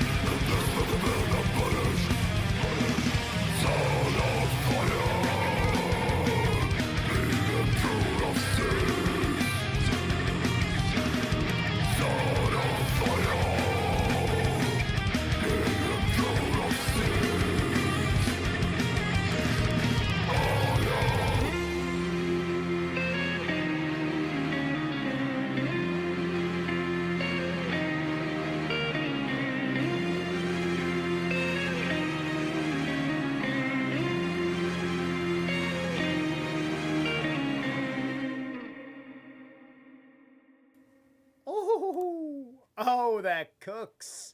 Oh, I love that. Oh, that's what I'm fucking talking about. Holy shit, that was beautiful. Dude, like that intro, hold on, I gotta hear that intro again. Like, I've noticed a pattern, Death. Like the band from America, from the American band, Death, right? Fuck Chuck Schuldiner. This is such a Death fucking style fucking, listen to this beautiful fucking lick. Oh my god, hold on, let me shut myself up.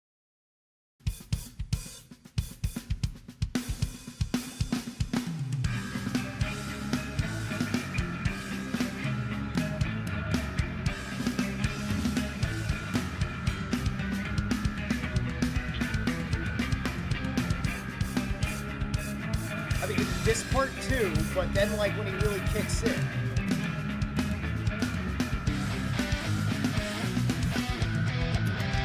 Right there. That's fucking Death.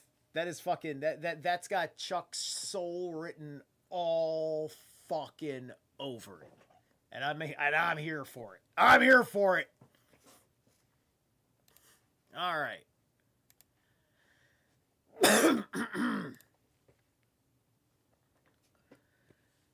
Woo.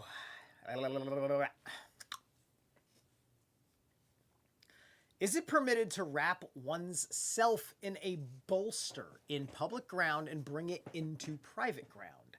Rab prohibits this and Samuel permits it.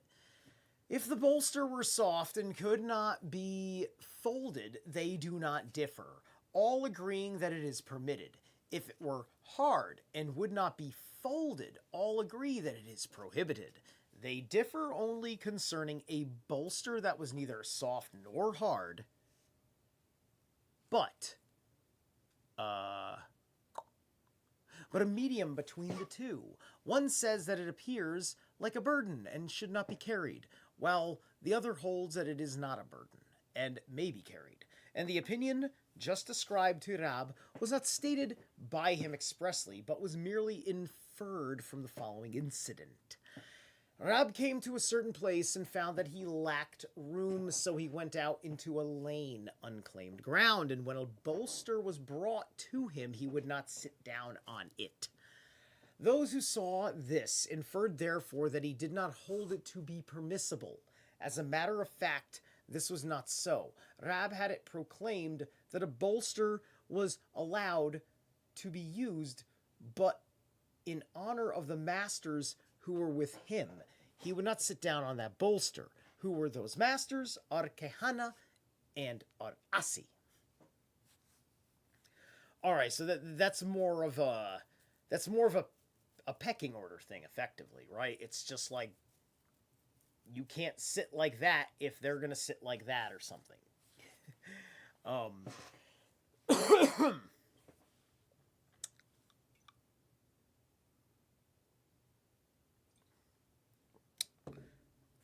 But I'd imagine as a patriarchy, some car alarm going off. I don't think it's mine. Anyway, some patriarchy, I suppose they might have something apply for dad or mom and dad or the elder of the house or something. It stopped, so definitely wasn't me. All right. Mishnah. One may put cooked victuals into a cave or cellar for the purpose of preserving them. Also, put clean water contained in a vessel into water that is not drinkable in order to keep it, the former, cool. Likewise, cold water in a vessel into hot water in order to warm the former. One whose clothes have dropped into the water while on the road may unhesitatingly go on with them as soon as he arrives at the outmost court of the city of the city or village. He may spread his clothes in the sun to dry, but he must not do this publicly. Gemara, is this not self-evident? One might say that there should be a precaution against grading, smoothing, any incavations that might be in the cave.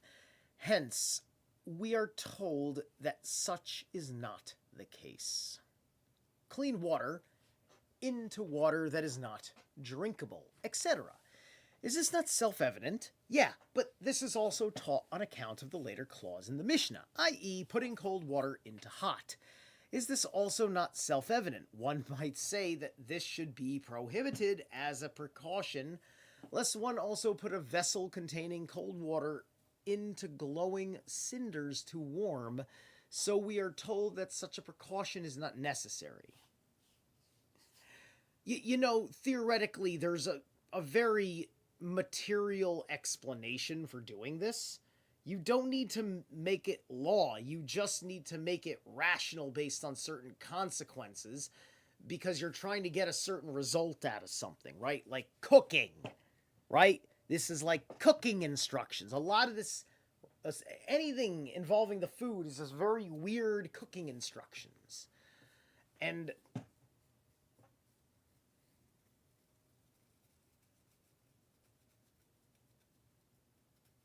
it loves to make my head itchy. It's amazing. It's amazing really sitting down and putting yourself in the space that this fucking situation asks you for every time I open up a page in this book. This has been an incredibly entertaining read. I mean, this is not entertaining. I'm incredibly good at creating entertainment out of informing you about this shit. Because I think this is probably the only way to get anybody to process any of it. Because it's not, it's just, I don't even know what to say. It's retarded. Because like the jokes are just because like, man, it's all of this, and then once in a while, an anecdote of wisdom. It's amazing that there's no that this is what it is. Does any other religion do this with a fragment of their government? And is something like being a Babylonian Talmudic person make you the citizen of a nationless government or a stateless government or something, or you are you're like a mini insurgent government, right? It's weird. It's fucking weird, right? And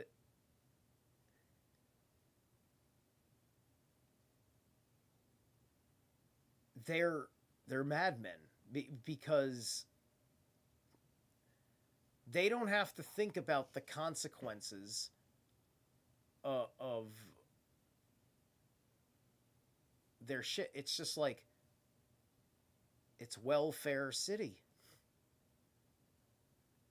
It's a welfare city, and as long as that, welfare pays the Jewish doctors, like the in-group doctors,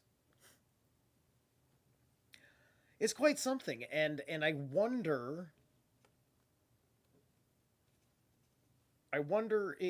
if it's just because I'd say it pushes the limits of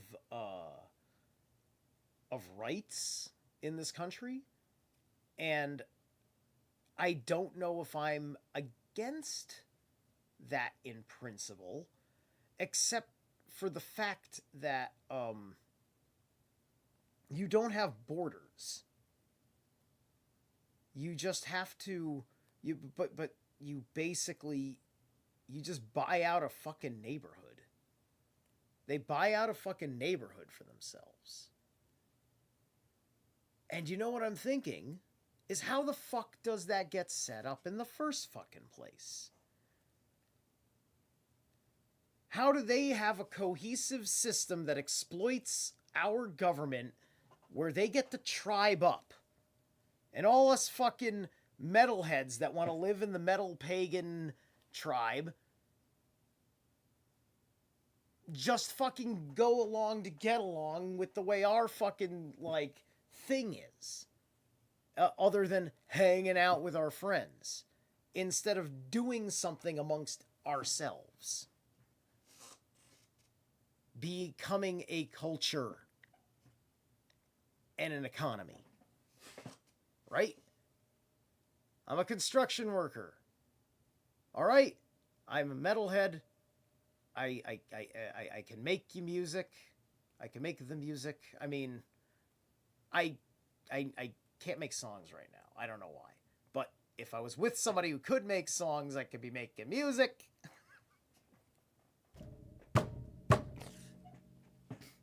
It is my suffering, this writer's block. You would think, maybe this is the transit where I get out of my writer's block, because it's Neptune, it's Saturn in Aries, Chiron's in Aries. At some point, Mercury's going to be in Aries. Or is it in Aries now? I don't even remember. I haven't checked the current transits. And I know it was retrograde or is retrograde. But the point is,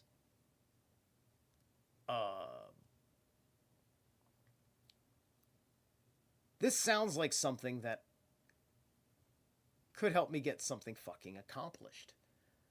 I just need to navigate life with my new job well so I can maintain the money. All right.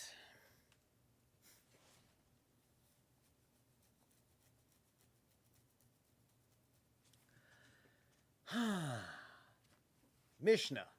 One may put cooked victuals into a cave or cellar for the purpose of preserving them. Also put clean water contained in a vessel into water that is not drinkable in order to keep it, the former, cool. Likewise, cold water in a vessel into hot water in order to warm, warm the former.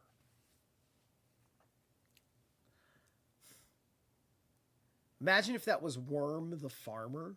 That'd be funny. All right. One whose clothes have dropped into the water while on the road may unhesitatingly go on with them. As soon as he arrives at the outmost court of the city or village, he may spread his clothes in the sun to dry, but he must not do this publicly. Gemara. Is this not self-evident? One might say that there should be a precaution against grading, smoothing, any incavations that might be in the cave. Hence we are told that such is not the case. Clean water into water that is not drinkable, etc. Is this not self-evident? Yeah, but this is taught on account of the later clause in the Mishnah, i.e. putting cold water into hot. Is this also not self-evident? One might say that this should be prohibited as a precaution, lest one also put a vessel containing cold water into glowing cinders to warm, so we are told that such a precaution is not necessary. One whose clothes have dropped into the water, etc., said Ad Yehuda, in the name of Rab, all things which were forbidden on account of causing suspicion among people that one is committing a wrongful act should not be done. Not only publicly, but even in the innermost recesses of one's room. Is this not contradictory to our Mishnah, which say that one may spread his clothes in the sun, but not publicly? This is a difference between Tanem, for in reference to this Mishnah we have learned in a Boretha that both Ar Elazar and Ar Simon hold that it is prohibited even when not done publicly. Said Arhuna, he who dusts his clothes on a Sabbath is liable for a sin offering. This refers only, however, to a new garment, but not to an old one.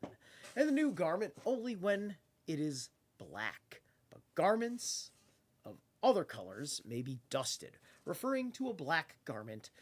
It is only then prohibited to be dusted if its possessor is particular about it, to such a degree that he never puts it on while dusting it. Let me check how close I am to a chapter to decide how further I want to read. 1, 2, 3, 4. We actually got 4 pages left to this. We're gonna ride out the end of this chapter, so you're gonna get a little bit more than 3 hours out of me. Excuse me. In fact, I'm going to use that as an excuse to squeeze in another banger that I'm going to find on the internet by random chance right now.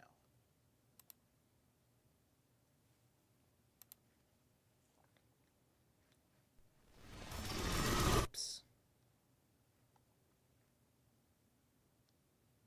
Oh, that's right. I had to jump to 2 things. Okay.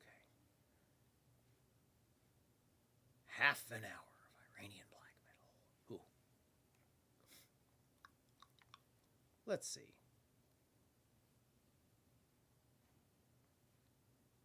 Okay.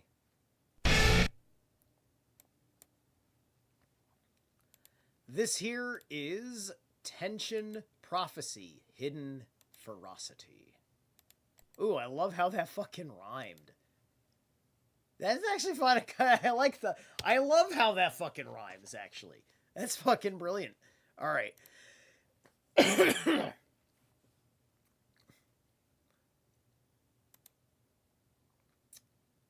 Track listing. Well, this is just one song, but okay.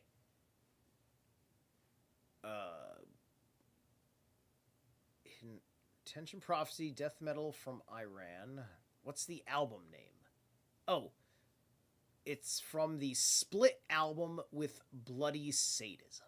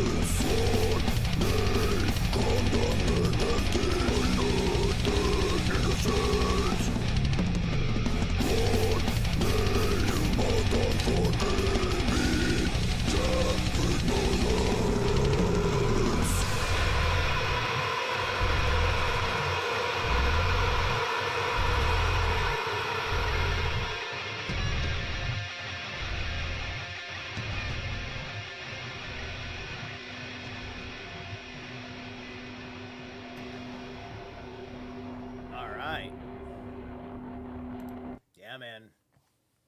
The Iranians don't fuck around. They've been suffering. So you know what? Hey, listen. Half the reason why I'm not even that fucking concerned with Israel is that Israel's got zero reason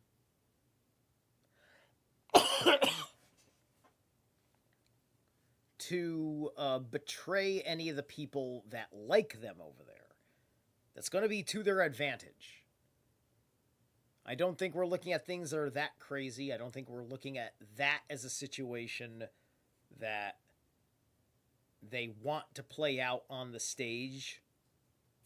So America is not going to do it, and Israel's not going to do it. And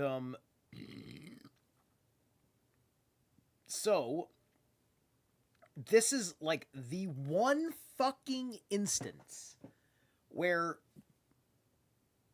I'm actually going to sit there and say I trust Israel in this one fucking instance. This fucking war.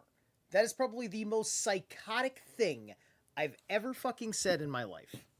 And this is only because I am reading the higher tea leaves. I swear to you, I mean, you know, like, I swear to you, there's just like,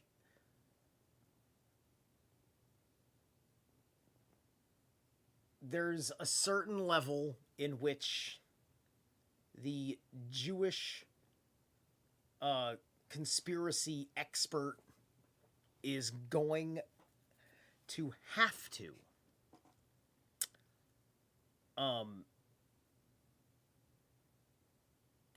realize they still don't know what they think they know. because of the incredible multi-tiered level that goes way beyond your oversimplification of the Jews and this whole esoteric shenanigan.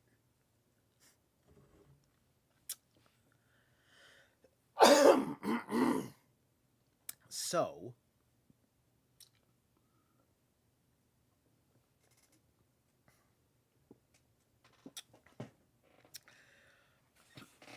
these people want America and Israel to do this. Just like the French was the United States' only hope of handling the British.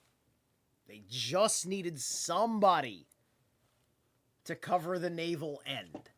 That's all they fucking needed, was some naval support. That's it. Right? And it took a long time to convince the investors.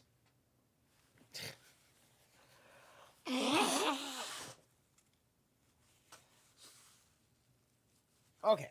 Ooh.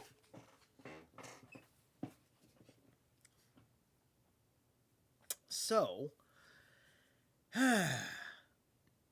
Trump convinced the investors, like, let's end this 47-year national hostage crisis. That's what this has been, a 47-year national hostage crisis. The true birthright inheritors of Iran have been suppressed out.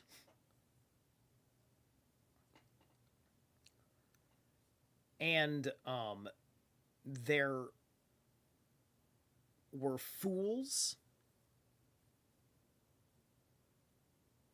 that did things under the Shah. The Shah perhaps was a fool himself. But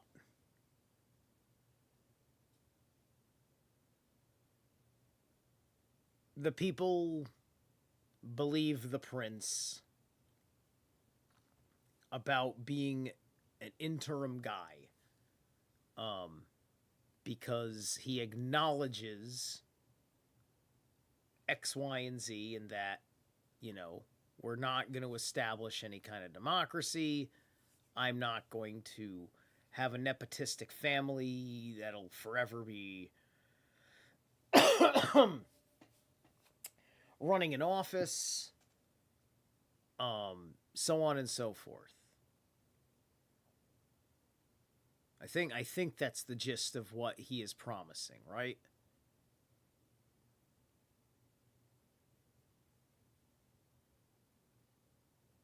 I think I'm imagining that Iranians have been, because they've been forced to under the oppressive occupation, like, you don't fucking treat your people in a country like that, because they won't play along with your Islamic worldview of human behavior.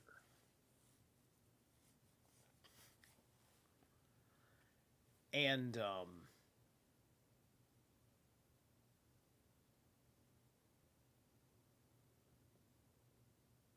listen, man, do you want to live in a world with or without being informed of what's going on in the world? Do you want to be interested in the world or not? Look, we're in this position because we're America.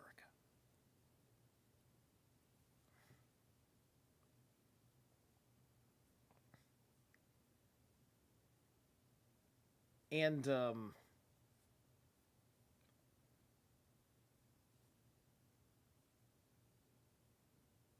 I think people make too much of the goddamn theater. Because whether you're whether you're a world leader that's going to be criticizing the President of the United States or not,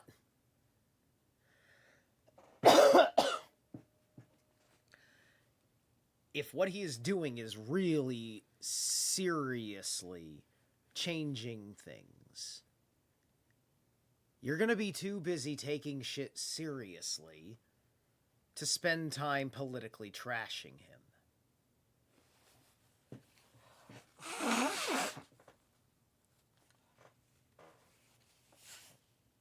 Does the tone of the leaders in the various countries match the tone of the pundits that are the cheerleaders of those leaders? Those are some of the important contexts, right? Because you have to discern between your psychic awareness of the war, your media stream dissection of discerning the shit going on up here in the intellect about the war, the cognitive faculties. There's your sense of dis-ease, like, does it feel like war is about to break out here because war is there?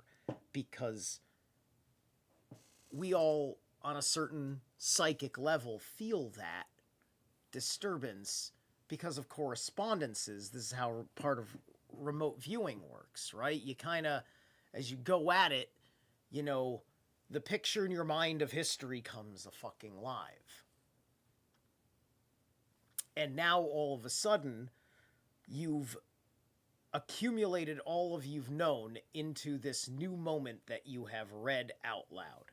And a clarity comes in because all the context falls into place and you realize what other things you know are relevant context and have significance and meaning to that thread of connection. And then, boom, you have a thought blossom. This is a massive fucking psychic explosion in which you can,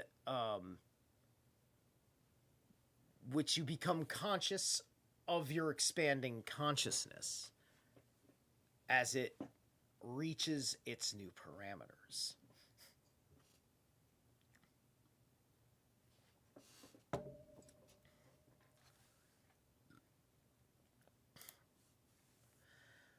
Ula once came to Pumbedita, and he saw the rabbis dusting their clothes on a Sabbath. So he said, the rabbis are violating the Sabbath. So Yehuda said to his disciples, dust your clothes right before his eyes, we are not particular. Abai stood before Yosef, and Yosef said to him, give me my hat, seeing that the hat was very dusty. Oh, and now we're talking about dusty clothing. I had a very dusty day at work, which is most of my days at work because I work in construction.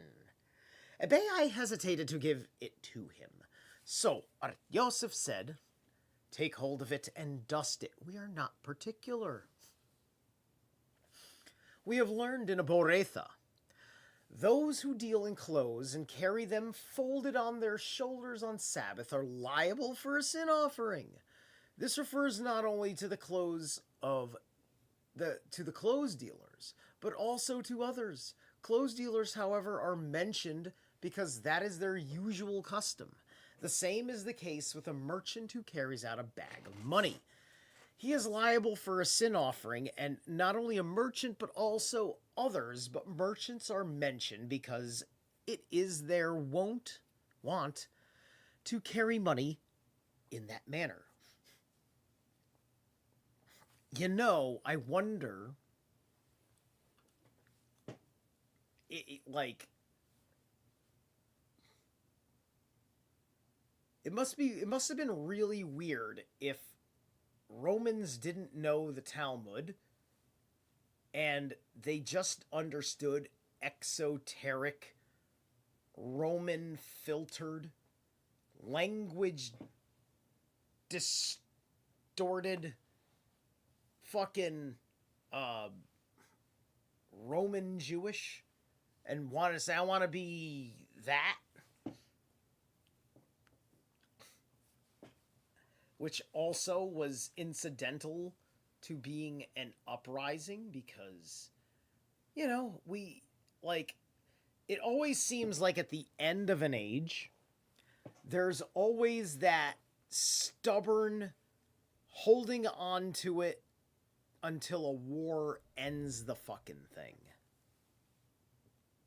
Right? What do we know for sure? The last ice age was also the age of Gemini, the twins. And you could say that that was a splitting of the twins, because one twin would be the Hyperboreans trapped in the Arctic Circle, and the other being the rest of humanity. And I believe that our last strongly psychic age was Gemini. I think we might have been in an empathic age, which was also psychic, in Cancer. Because that makes perfect sense to me. And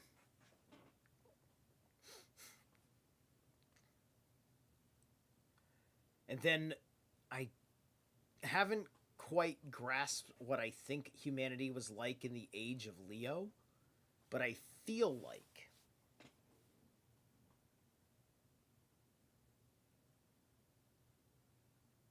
it had something to do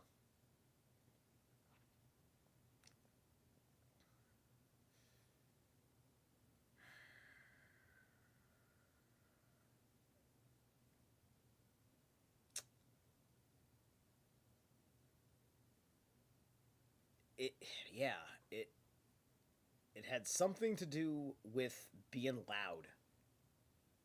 It was a time of learning to amplify sound frequency as the lions roar, right? I think this might have been the age where they mastered Galder as we know it. I think that they probably mastered Galder in the age of Leo. So it's hard to say how far back in the procession is the expanse of Altland East, but I would say that it probably was just for the age of Gemini.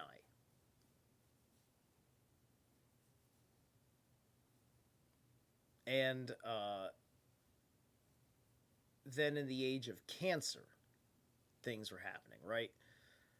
So, but what we know now in history is the age of Taurus comes to an end. And we have a war over the goddess and feminine fertility cults, and they become second-class persons as the matriarchy system collapsed, right? There was a matriarchy system collapse in the age of Taurus. That's a, and there's significances that are very, very, very well understood. So, our civilization actually starts with the War of the Sexes because we have this nice, robust, clean overview of this age of Taurus where the writing system was coming online from the damage that Thoth had done, the Thothian-based corrupted language system. And through that period of time is when the Infernal Mothers, who made their dark pacts with the fertility cults of the Thothian sect, started being mothers of monsters. Right? And I can't elaborate that on that any further. because that's all stuff that I deduced and intuited. Right? There's a lot of deduction and intuition that goes into how I fucking nail it. Okay? An astronomical amount. Especially because I have only so much time and will to fucking read books in a long form format. And I have fucking, committed to some fucking academic super titans. But it's still not my goddamn fucking thing I want to do.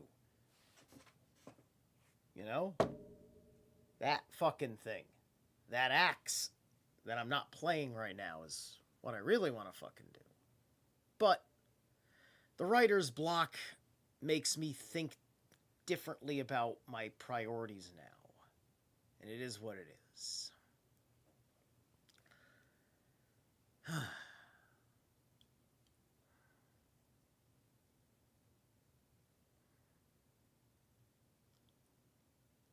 We have learned in Boretha. I'm sorry, that's right. We are over here. Said Yahuda, it once happened that Harkenos, the son of Elizar ben Harkenos, went out on Sabbath with a kerchief folded on his shoulder and tied to one of his fingers with a piece of twine in order that it might not fall down. And when the sages heard this, they said that the twine was unnecessary, for he could have carried the kerchief without it. It happened that Ula came to the house of Asibarahim, and he was asked whether it was allowed to make a groove of the clothes on Sabbath. The Babylonians wore long garments, and by turning them up at the bottom of quasi-groove was made. Ula answered, so said Eli, it is prohibited to make a groove on Sabbath. What is a groove? Said Zera. A groove made of the clothes of the Babylonians, said Papa. Bear this rule in mind. If the clothes are turned up for the purpose of preventing their becoming soiled, it is prohibited, but if they are turned up to improve their appearance, it is allowed, as Arshisha, the son of Aridi, would always arrange his cloak, toga, tastefully on a weekday. Hence it is customary and may also be done on Sabbath. When Ardimi came from Palestine, he related, it once happened that Rabbi went out into the field, and both ends of his toga hung on his shoulder. Said Jehoshua, the son of Zeruz, the son of Armair, father-in-law before Rabbi, did not Armair say that in a case of this kind one is liable for a sin offering? Said Rabbi, was Armair so particular that he determined just how far down the ends of one's toga should reach? Still, he, Rabbi, let down his toga, and when Rabin came from Palestine, he said that it was not Jehoshua ben Zeruz who made that remark, but Jehoshua ben Bepusai, the son-in-law of Ar Akiba, and not that Armair said, this is a guy, well, when the fuck did this guy Bepusai, who the fuck is he? This is the first time hearing his name. And I honestly don't even care what the fuck they're talking about right now. It all sounds like fucking gibberish to me. Anyway, they're babbling, obviously. Said that also that Rabbi had inquired whether Akiba was so particularly, and lastly that Rabbi let down his toga when our Samuel ben Yehuda came from Palestine. He said that Rabbi was only asked concerning such a case, but not that he himself was the party referred to.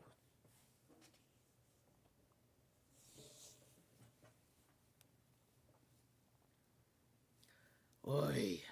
You really, all of this needs to be correlated into another thing, because you don't need this as an oral tradition. You just need this to be written out straight for one school and straight for the other school. That's all you fucking need. Why are you doing this to yourselves? That would make things so much simpler, and then you could make some fucking choices.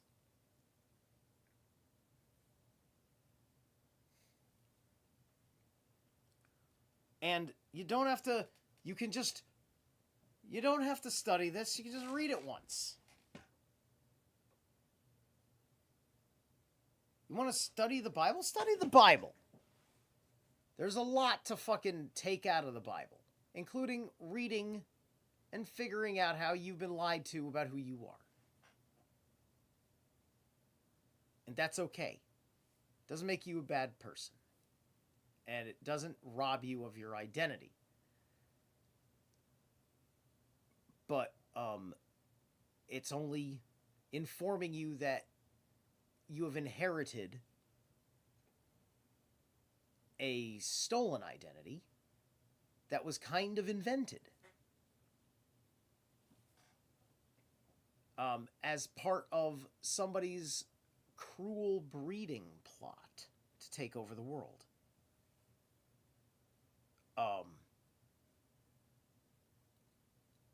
And that's a hard one to wrap your head around, because you don't realize that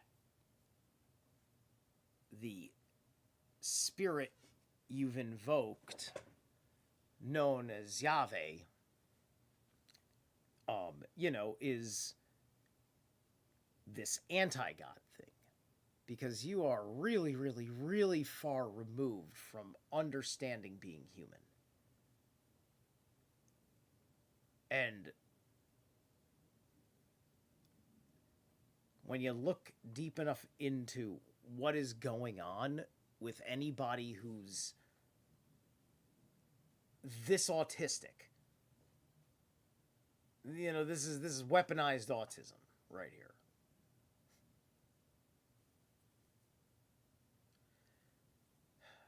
That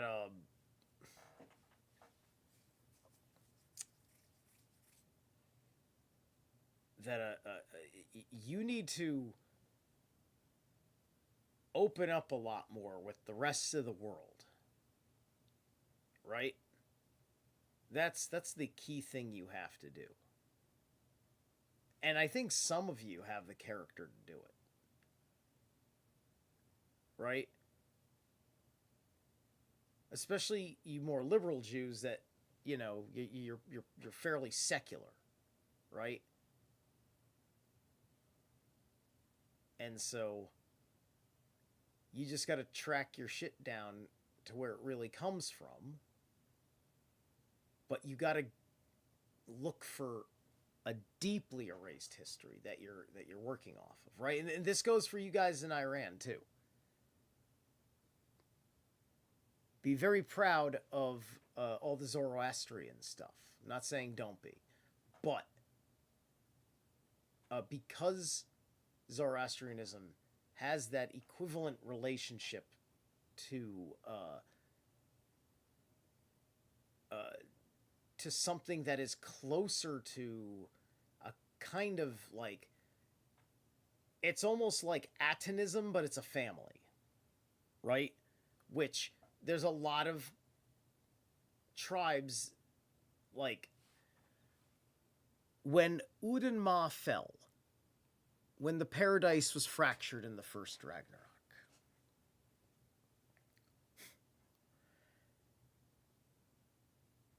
the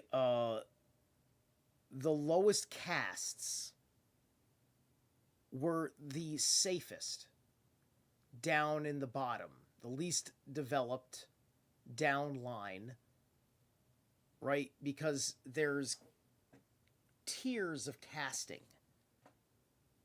right? There's 3 levels to the world king line, and then there's 3 levels to the world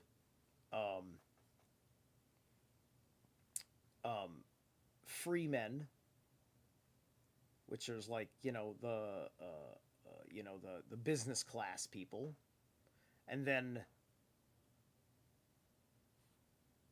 the 3 levels that there is in the lowest caste of nations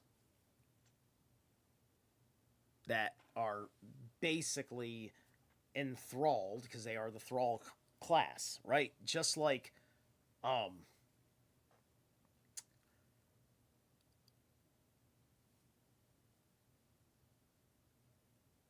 Taiwan is kind of like in this rough spot, enthralled between protection from America and being taken by China. And the complicated relationship that Taiwan has to have, which sucks.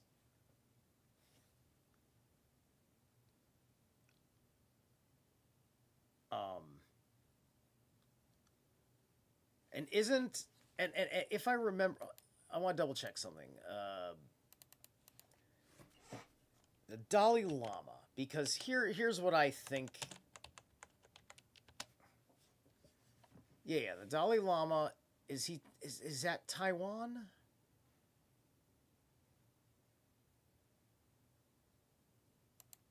Hold on a second.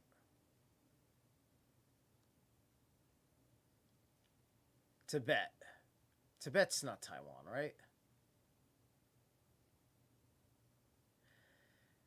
I think Tibet. Well, Tibet's also an issue, but hold on a second. Where am I? Find on this page.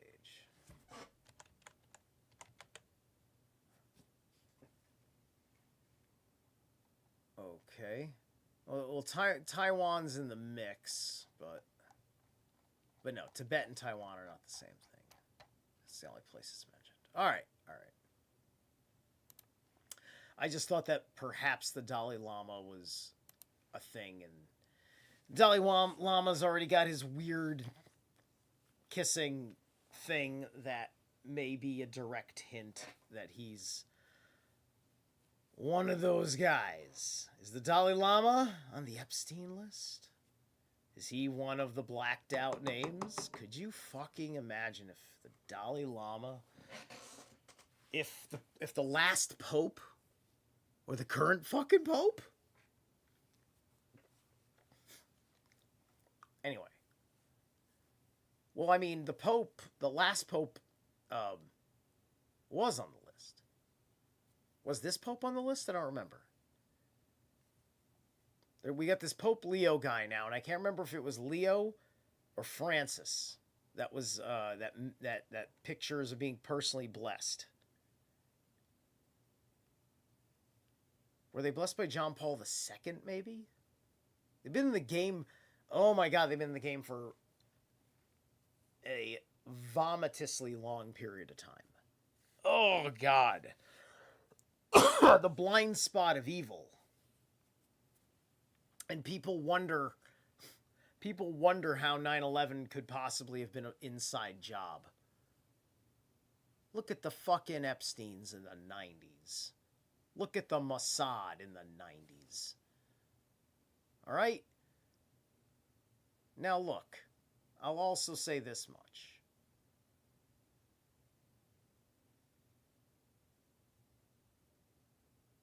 If you've been duped into the Zion lie and you're a person of Israel and a person who loves Israel, you may be on the side of all sorts of people that want you to go to war on their behalf. So therefore, you're like, America, all right, these guys are not provoking you to war. And these guys have the backing of Russia, despite the fall of the Soviet Union and this, that, and the other thing, like Iraq and Saddam Hussein. Right?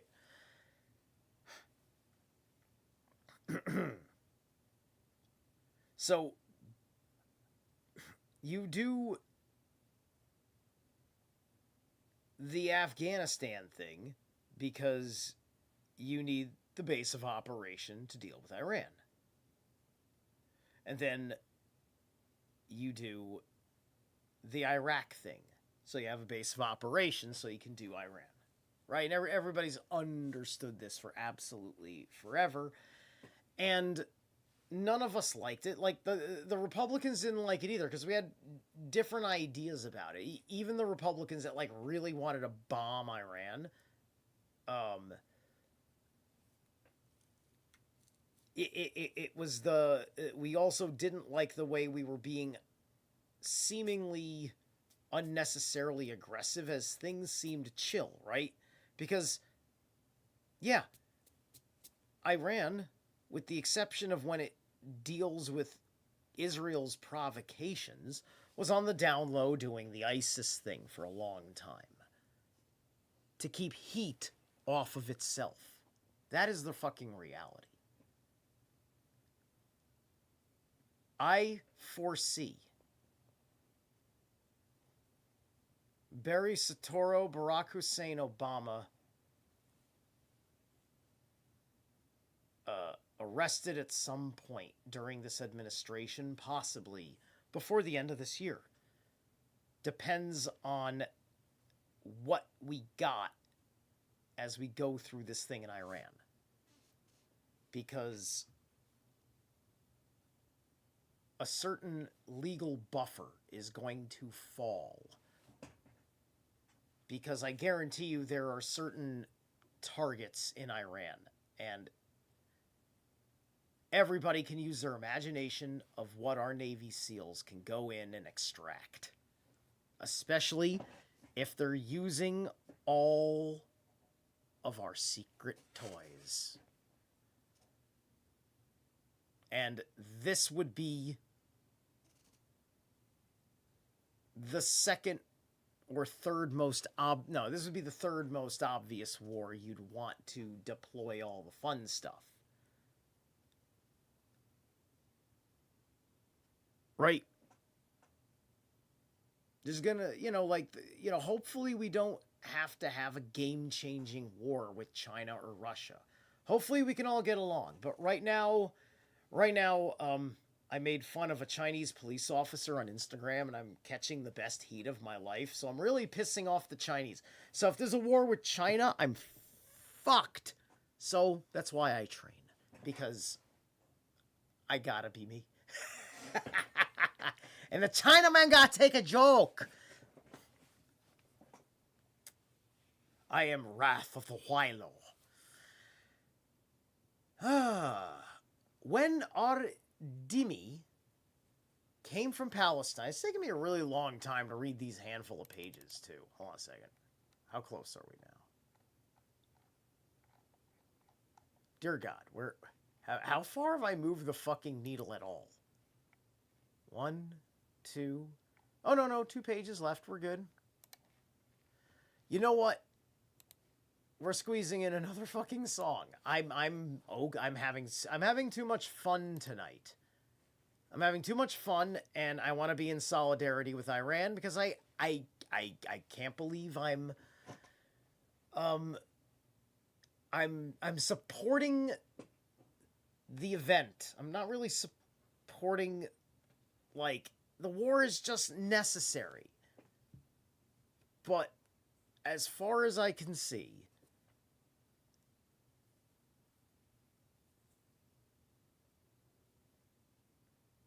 most people don't know exactly what the fuck is going on, but I can deduce and intuit from what I've seen that isn't bullshit, obvious propaganda,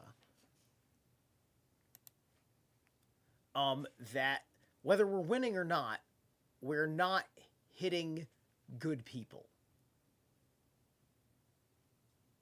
If Jason Giorgiani and Goldie,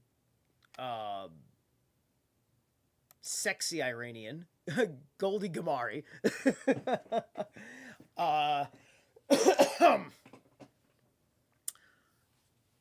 think that the Iranians hit their own shit because they're shit,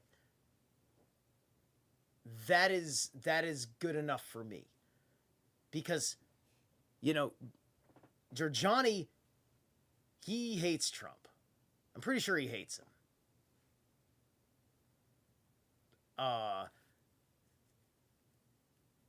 And for him to agree with what Trump said, I sat back and I said, oh, wow, look at that. That's exactly what Trump said. He said what Trump said. And he knows it from his sources. Because he definitely didn't say that because he heard it from Trump. I don't even know if Trump had said it himself yet. I didn't check the timestamp. But it didn't sound like it was because Trump, and then he checked what Trump said from Trump's sources. He checked his own. So if Jason Giorgiani says that the Iranians are guilty of murdering those children, then I believe him.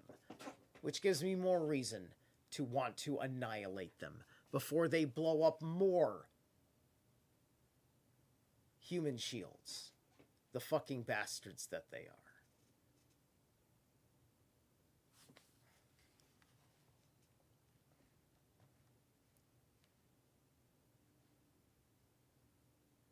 All right, where are we at? Vaharam? Let's see. Whoever invented this deserves it. All right, Vaharam Revolution album. All right, so these guys are spicy.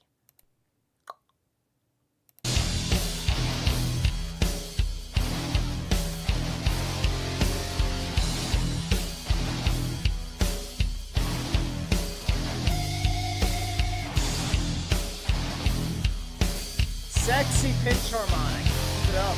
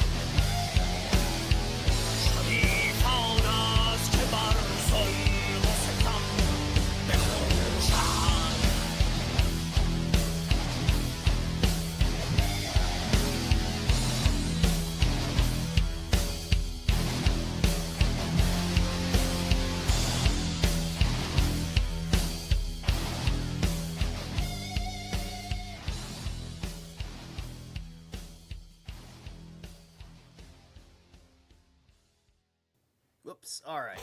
Not The bad. Unstoppables. Not bad. That was I think the vocals maybe needed to be mixed a little bit different, or maybe his tone was. Vocals just needed a little bit, like his vocals weren't. They sounded nice and tight, but they sounded like they were.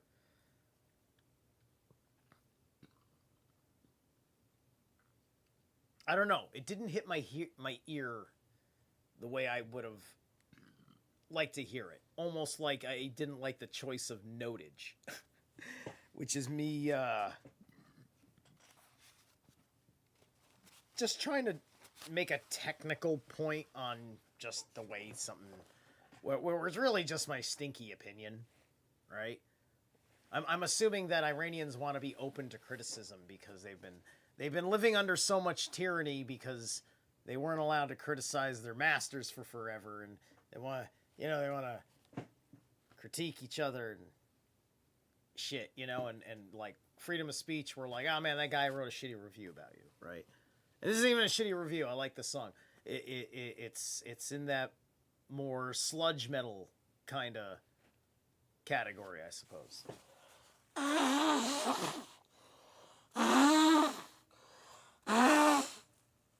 You know what? I gotta find. Yeah. You know what? Give me 1 second here. Give me 1 second. Whew. Actually, I'm almost clear.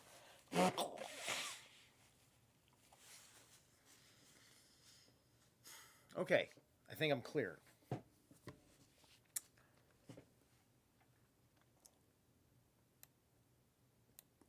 I'm going to switch, and instead of saying metal, I want to do one more song. I feel like throwing in a bonus. I want to listen to something that is hardcore instead of metal. I'm just like, what does Iranian hardcore sound like? Well, that's Invade Iran. That's different.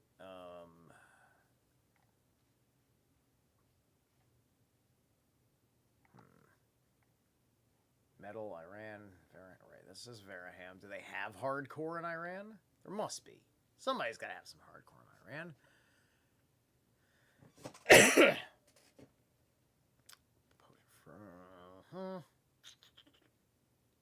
Sloth. Doesn't look like hardcore. It's from Hell, Die for Allah, 1987. Punk rock. Is this, are these... Is this about Iran, or are these guys Iranian? Hold on. If they're not Iranian, I want to play them.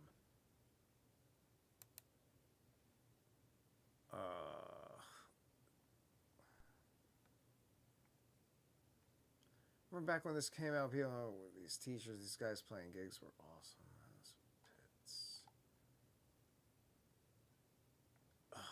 Are they an Iranian band? You're killing me. All right, I can't confirm it. And it might be really good.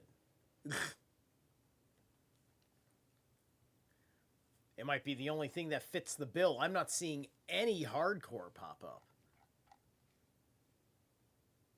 Hold on, maybe I just gotta say Iran. Whoops. There we go. Foolish American. Die for Allah. Foolish American. Fearless Iranians from Hell? Is that... Okay, are you an Iranian? Is it a full...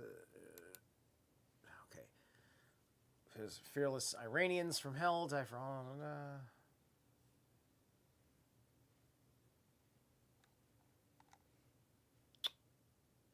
I don't know what the hell I'm listening to. What am I looking at?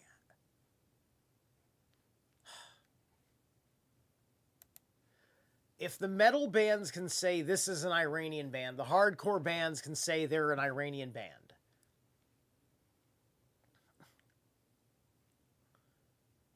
I want to say like, if that's the name of the band, and I'm looking at the pictures.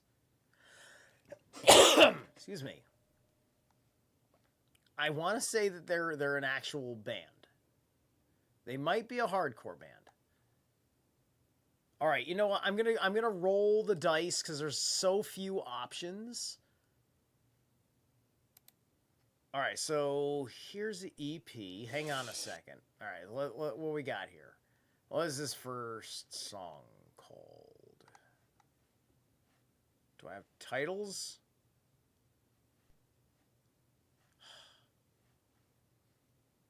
All right, whatever. We're just gonna play the first song and see how it goes.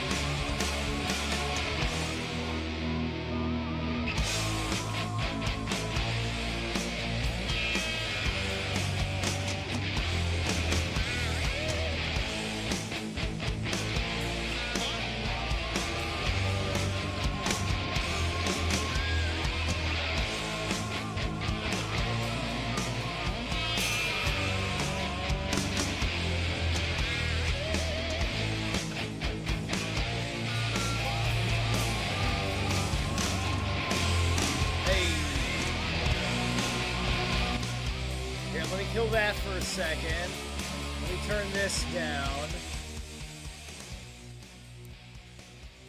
I'm wondering if this is just a big loop, so I thought I'd come on screen because I felt like killing it because it sounds very repetitive. I wasn't sure if I was being trolled. I mean, that sounds pretty cool, though.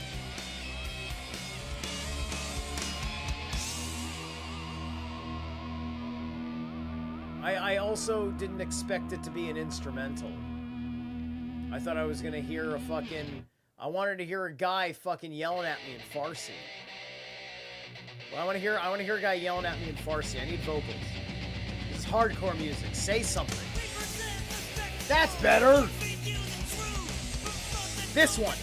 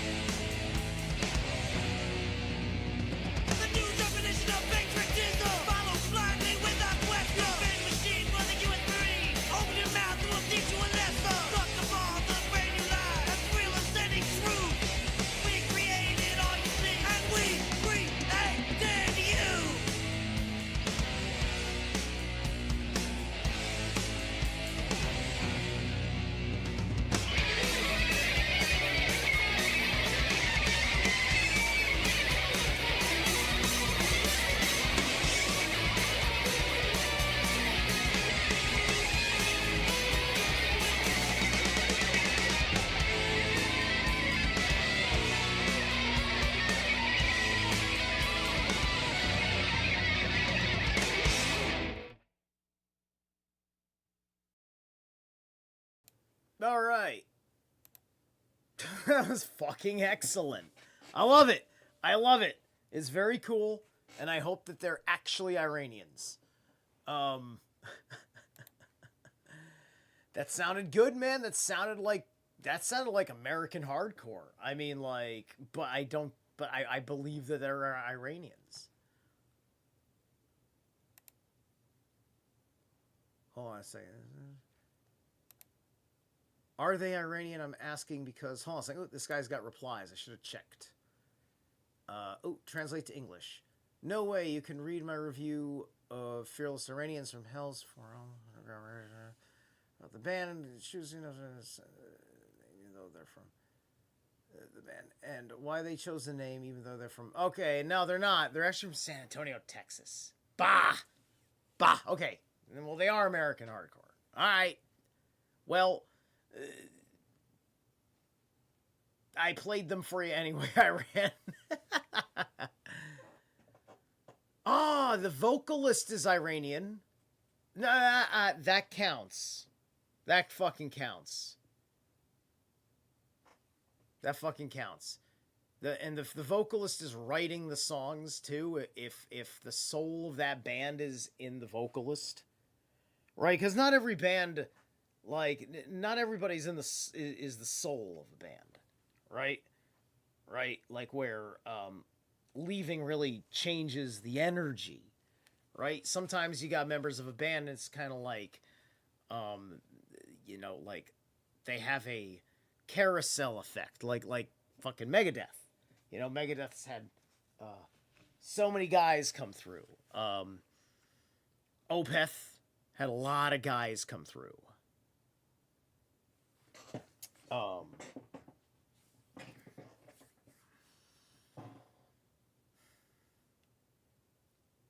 But like if you look at Metallica, and you like, no, let's not even talk about Metallica, because you know what? Megadeth. Dave Mustaine in particular. Let's talk about who's another band who, like, you just can't, like, their energy was like Pantera's energy was comprehensive. Even fucking Rex. Very comprehensive. That soul was a complete unit, and of course they're brothers, the two of them. And for the longest time, they were tight with Phil and friends, you know, good and tight with Rex. So yeah, so that's a well known. You've got like there's a handful of guys that are pretty much like, I think John 5 still plays between Marilyn Manson and Rob Zombie, and so he kind of stands in this amazing, irreplaceable guitarist position for both bands, especially with his writing acumen, not just his playing acumen.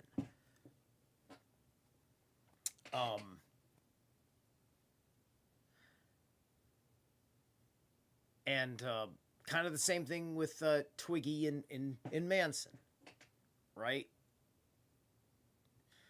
You know, that's the way it was for a long time. You look at Ozzy, like, it's always Ozzy and the guitarist, right? He has an almost bromosexual relationship with his guitarist. I call it bromosexual. It's just, it's in the uncanny valley of unconsciously gay how much he loves his guitarist. Just think about it. He's fucking holding fucking Randy Rhoads up like he's Papa. Like, he's Tiny Tim. Right? These special relationships he always has with his guitarists, by and large, right? I mean, I know that Gus G didn't really stick with a lot of people, but I think Gus G is really good, and I think that he is closer. And I think Gus G was more like Zakk Wylde before he just put a beard on his face. You know? There was something about younger Zakk Wylde that I thought was incredibly cool and likable. Now it's just like, yeah, I don't know. And it's not the personality, really. It's just that it's all that to back up a couple of clever pentatonic scales and pinch harmonics. But you're a great songwriter, but like you're not reinventing the shred. And you are absolutely amazing on all the legendary albums. Anyway, I'm done complimenting and insulting Zakk Wylde until he kills me. You're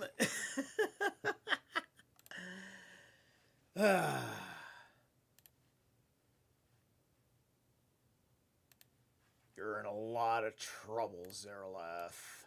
When Ardimi came from Palestine, he related it once happened that Rabbi went out into the field and both ends of his toga hung on his shoulders, said Jehashua, the son of Zeruz, the son of Armire, father-in-law before Rabbi. Did not Armire say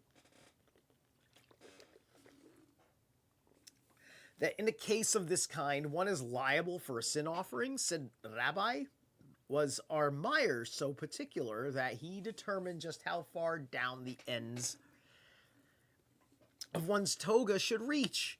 Still, he, Rabbi, let down his toga, and when Rabin came from Palestine, he said that it was not Yehashua ben Zeruz who made that remark, but Yehashua ben Bapusai, the son-in-law of Ar-Akiba, or Akiba, Arriba. And not the Armire said that what has just been cited, but that Ar-Akiba had said that also, that Rabbi had inquired whether Ar-Akiba was so particular, and lastly, that Rabbi let down his toga.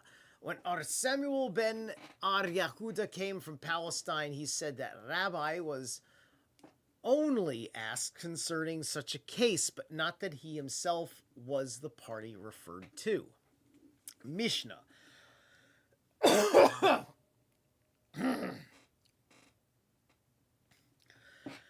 One who bathes in the water of a cavern or in the hot springs of Tiberias, though he wipe himself with 10 towels, must not carry them off in his hand. But if 10 persons wipe themselves, their face, their hands, and their feet with 1 towel, they might carry it off in their hands.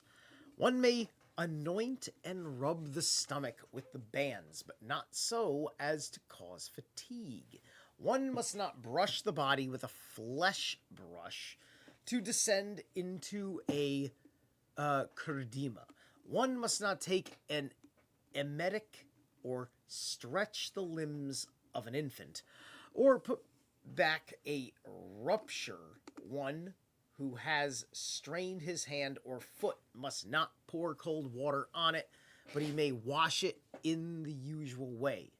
If he thereby becomes cured, it is well. Gemara. The Mishnah teaches the water of a cavern is connection with the hot springs of Tiberias. Hence it must be the water of a cavern is also hot. And again it says one who bathes and not one may bathe. From which we see that to commence with bathing in those waters is not allowed, but merely to rinse oneself is permitted, even to commence with. This is according to the opinion of Simon.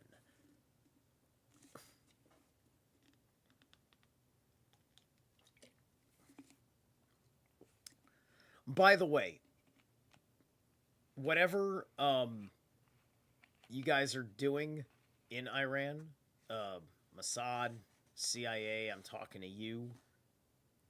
Maybe the British are secretly playing along. Maybe they have to because of the Epsteinites. Or we're in a spy versus spy war with the British right now that nobody wants to go public with because this is just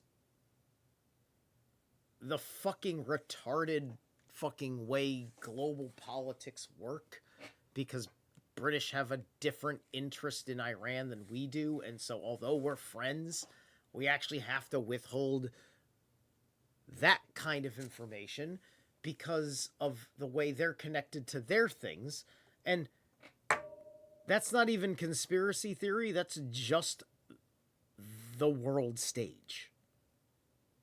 And a lot of people have been lying to themselves about what our world actually is and how it is staged. And the Epstein files was your permission slip to make your own decisions for real.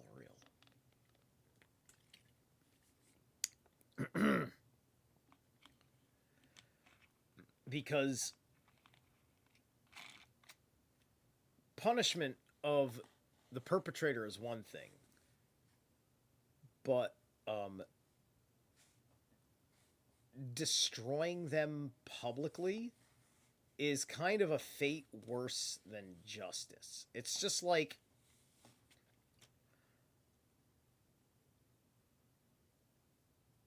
Mr. Mountbottom, Andrew Mountbottom. It's funny trying to not call him PA.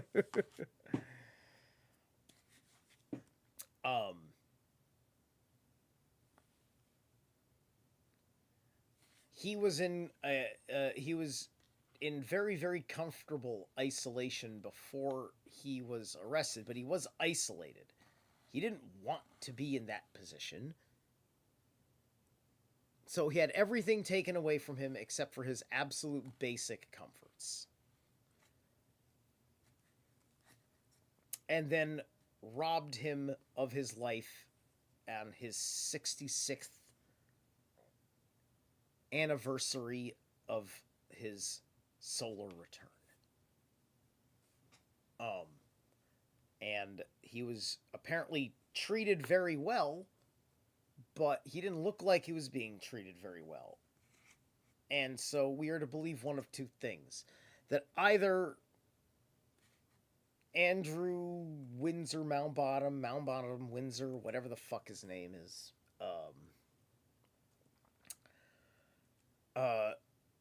is such a bitch that just going through the process mortified him.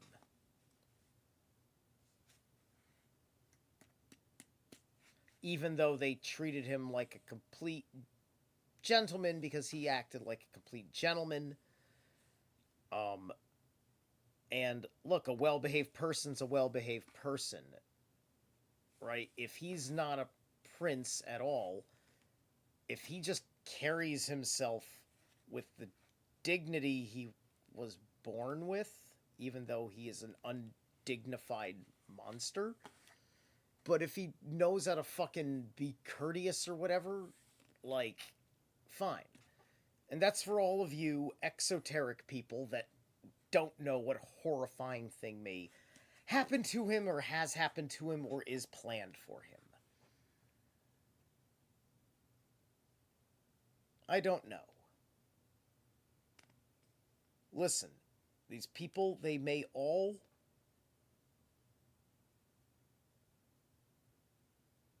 be under some sort of coercion. Why not? They can start by confessing to the crime and talking about how they were linchpinned into it and how all these actions ever since was under duress because of the blackmail, which included further crimes of blackmail because I needed to further my career, whether that be in Hollywood or politics. Made no difference to them. I mean, you had people like Oprah Winfrey running this country when you think about it. Nobody fucking elected her.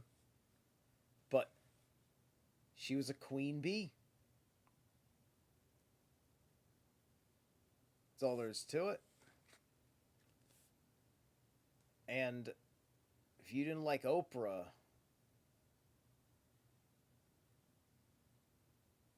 every black woman on the planet would have slit your throat. So what do you do if you're a black man in a black woman's world and everybody loves Oprah? The pedophile supplier that we know now. No defamation. It's on the record. I'm just citing the record. But I'm no fucking Dave Chappelle.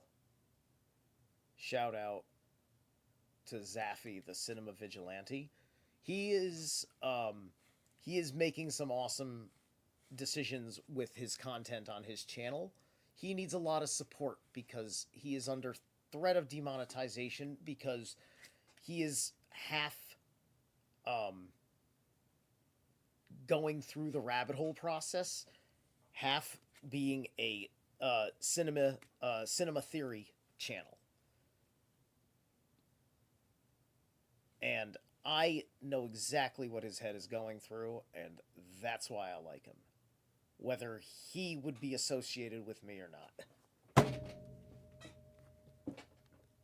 Thus spoke Zerilath. Though he wipe himself with 10 towels, etc., the first part of this clause is the Mishnah imparts something new and unexpected in that it teaches that although if one man wipe himself with 10 towels, there will be very little water contained in the towels. Still, he might, through thoughtlessness, wring them. And the latter part of the clause also imparts something new and unexpected, stating as it does that if 10 more men wipe themselves with one towel, although the towel will contain a great deal of water, they will mutually remind each other that it must not be wrung. The rabbis taught a man may wipe himself with a towel and leave it at the window of a house that is nearest to the wall of the bathhouse. But he must not give it to the bathhouse employees because they are suspected of wringing it on the Sabbath. Our Simon, however, says a man may wipe himself with one towel and carry it in his hand to his house. Said Abai to Ar Yosef, how is the law? And he answered, did not Arhaya bar Abba in the name of Ar Yohanan say that the law prevails according to Ar Simon? Did Ar Yohanan say this indeed? Did he not say elsewhere that the halakha prevails according to the anonymous teachers in the Mishnah, and the Mishnah teaches that even if one man wiped himself with 10 towels, he must not carry them off in his hand. Yohanan teaches that the Mishnah concludes with, so said the son of Hakinai, hence it is the teaching of one individual. Arhaya bar Abba, in the name of Ar Yohanan, said the bathhouse employees may carry the sheets with which the women wipe themselves in the bathhouse on the street by wrapping them around their bodies, provided they wrap them over their heads and the greater part of their body. Arhaya bar Abba said, in the name of Ar Yohanan, a large veil which is worn by women should have the 2 ends that hang down in the back tied, and he said again that they should be tied underneath the shoulders. Oh my gosh. She can't fucking stylize her straps. That sounds awful. Anyway, Rabbah said to the inhabitants of Mahuza, if ye must carry clothes for the military on Sabbath, wrap them around you underneath the shoulder. One may anoint and rub his stomach, the rabbis taught. The stomach may be rubbed and anointed on the Sabbath, provided it is not done the same as on weekdays. Oh man, it's always silly. It's always got to be, if it's something you're allowed to do in the weekdays, you got to do it Sabbath way. You got to make up your Sabbath way of doing it. How should it be done? Arhama Bahanaina said, he should first anoint it and then rub it. But Arhanan said that he might do both at the same time. But then how's he gonna rub his belly and pat his head at the same time? See, I can do it. Can I switch? Oh, fuck yeah, not even a flinch. Oh, I am synced. Libra activated. Baby. I'm an Aries, don't get me wrong, but my Libra sometimes is ascending.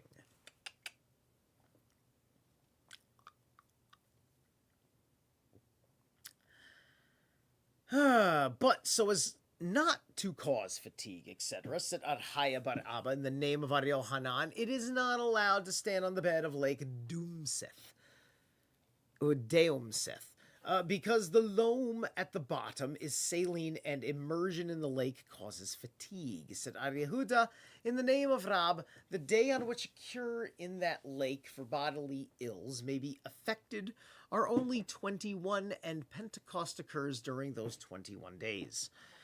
That's interesting. The days on which a cure in that lake may be effected are only 21 days. Did they choose those days for Pentecost specifically to match up with this lake?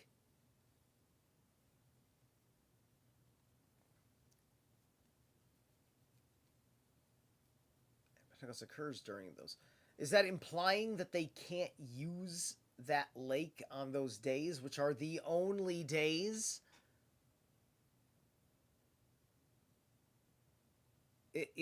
We're talking about healing properties? Is that what we're talking about for bodily ills, right? The schoolman asked, does this Pentecost fall at the beginning of the 21 days or at the end? "Come and hear," Samuel said, "that all waters taken for a cure are effective only from Passover to Pentecost. As for waters taken internally, Samuel may be right, because during cool weather one takes more exercise, and thus the waters are effective. But for bathing, it would seem that Pentecost should be the commencement."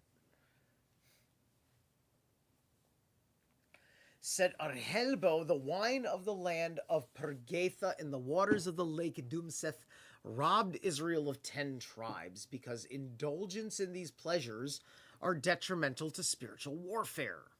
Interesting. Okay.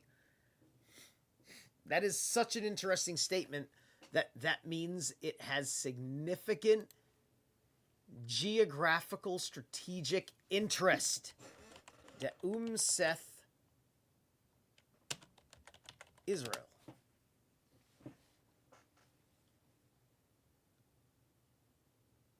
That's drum set. That's not what I said. Did I spell it right?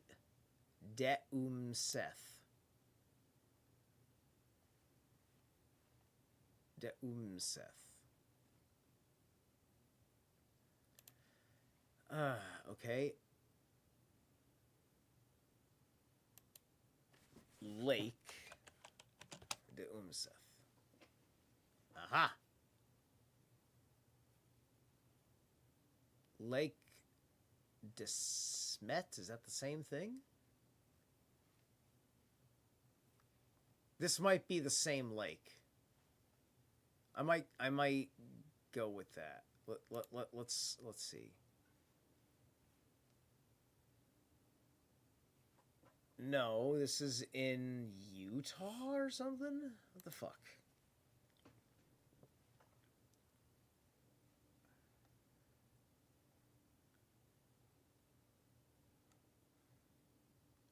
Weird. Let me take off Lake de Smith.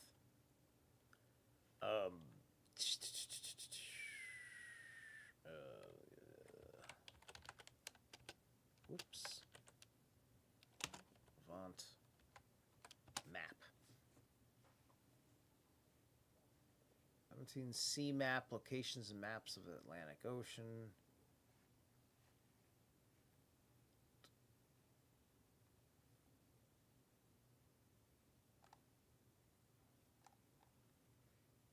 Where was the Seth? Did it exist or not?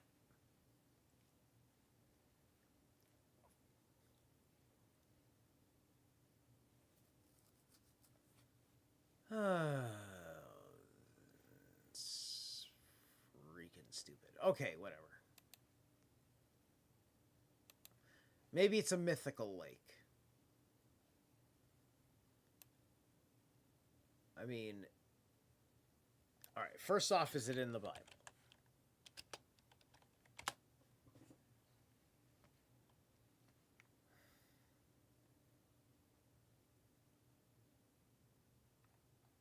Oh, it keeps going to Desmet. Ugh. It does not know the word. All right. That's really strange. You would think that there would be a search result from one Talmudic study site. Not one.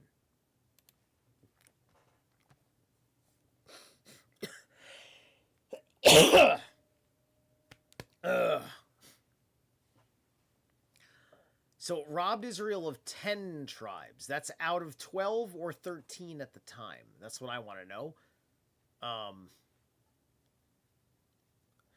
Eleazar ben Erak happened to be there and indulged in those luxuries to such an extent that he forgot his learning, and afterwards the sages had to pray for his return unto the law.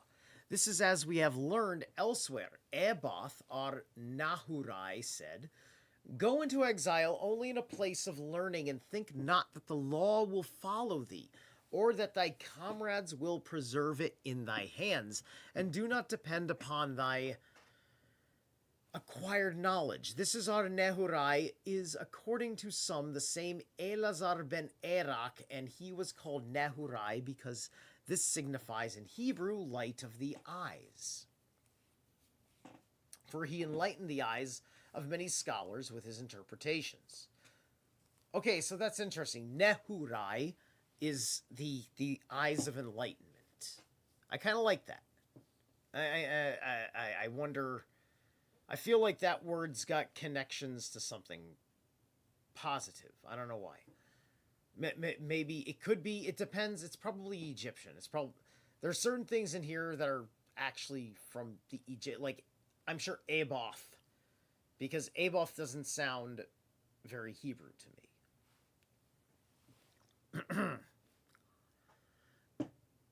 One must not brush the body, etc. The rabbis taught one must not brush the body with a fresh or flesh brush on Sabbath. Probably meant flesh brush because it's intended for the flesh, and if you use it as such, you're working. I can understand this. Like I understand that that's the basic thing you're supposed to get out of it is that all means you're not working, right? And you just have to say, am I still not working if I'm working? Because you kind of want the freedom to do that. You're being tempted to be free. You're being tempted to be free. You're resisting the temptation of freedom. It's weird. It's a weird game. That they're so crazy that they gotta slit throats about it.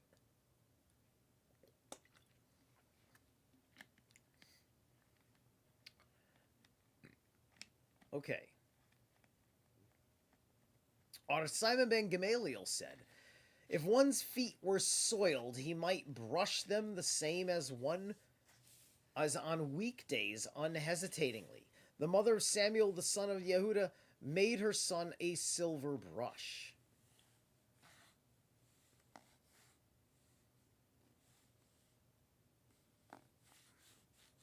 It's absolutely amazing. I don't want to repeat myself on the absurdities. Okay. Or descend into a kerdima. Why so? Because the bottom of the kerdima is slippery, and one might fall and wet his clothes, and thus be tempted to wring them.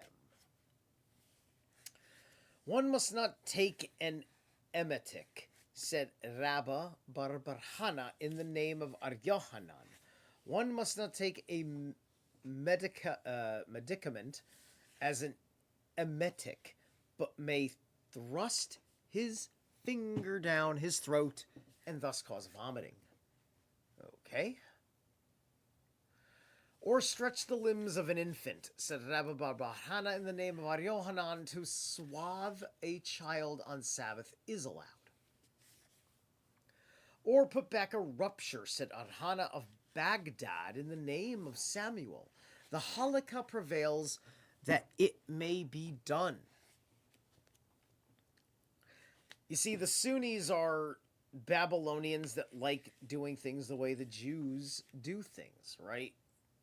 You've got the Babylonian Jews of Israel are running the show, and the Babylonians want to be friends with the Iranians. It's just that the Ayatollah won't let them.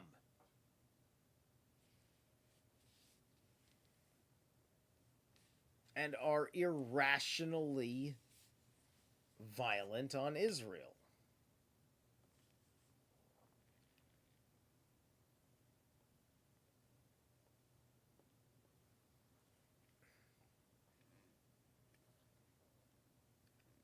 None of these leaders are being forthright. Just because, like, not every enemy of your enemy is your friend. You may be interested in being friends with the enemy of your enemy. That's different.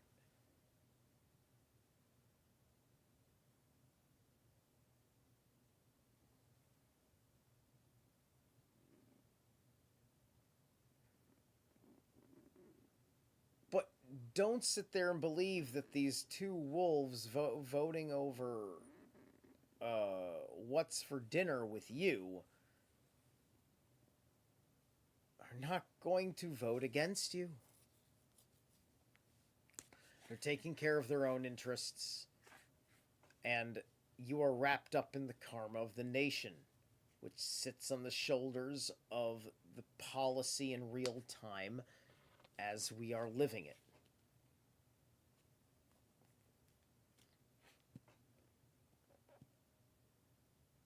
And, we'll see what happens.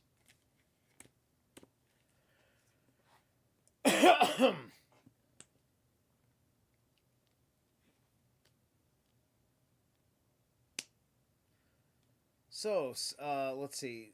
Answer to Jehuda, Hanan, or Samuel. Yet we never heard of this before. Now thou canst see that I was right in demanding a pledge for thy appearance. Hadst thou not come, we would never have heard this. Oh no. Whatever would you have done without this complication? It's just like, thank you. Thank you for making it more complicated. You would have been so much happier, ignorantly unaware that you were doing it imperfectly. Right? This is like the equivalent. This is the equivalent of being like, if you accept Jesus at the last minute, you get to go to heaven. Right? This is the same thing. This is the, hold on a second, let me save you from a sin offering by carrying the law forth to you. I am the law. I am, you're not the enforcer. You might be the enforcer, but you are, at the very least, the informer. Right?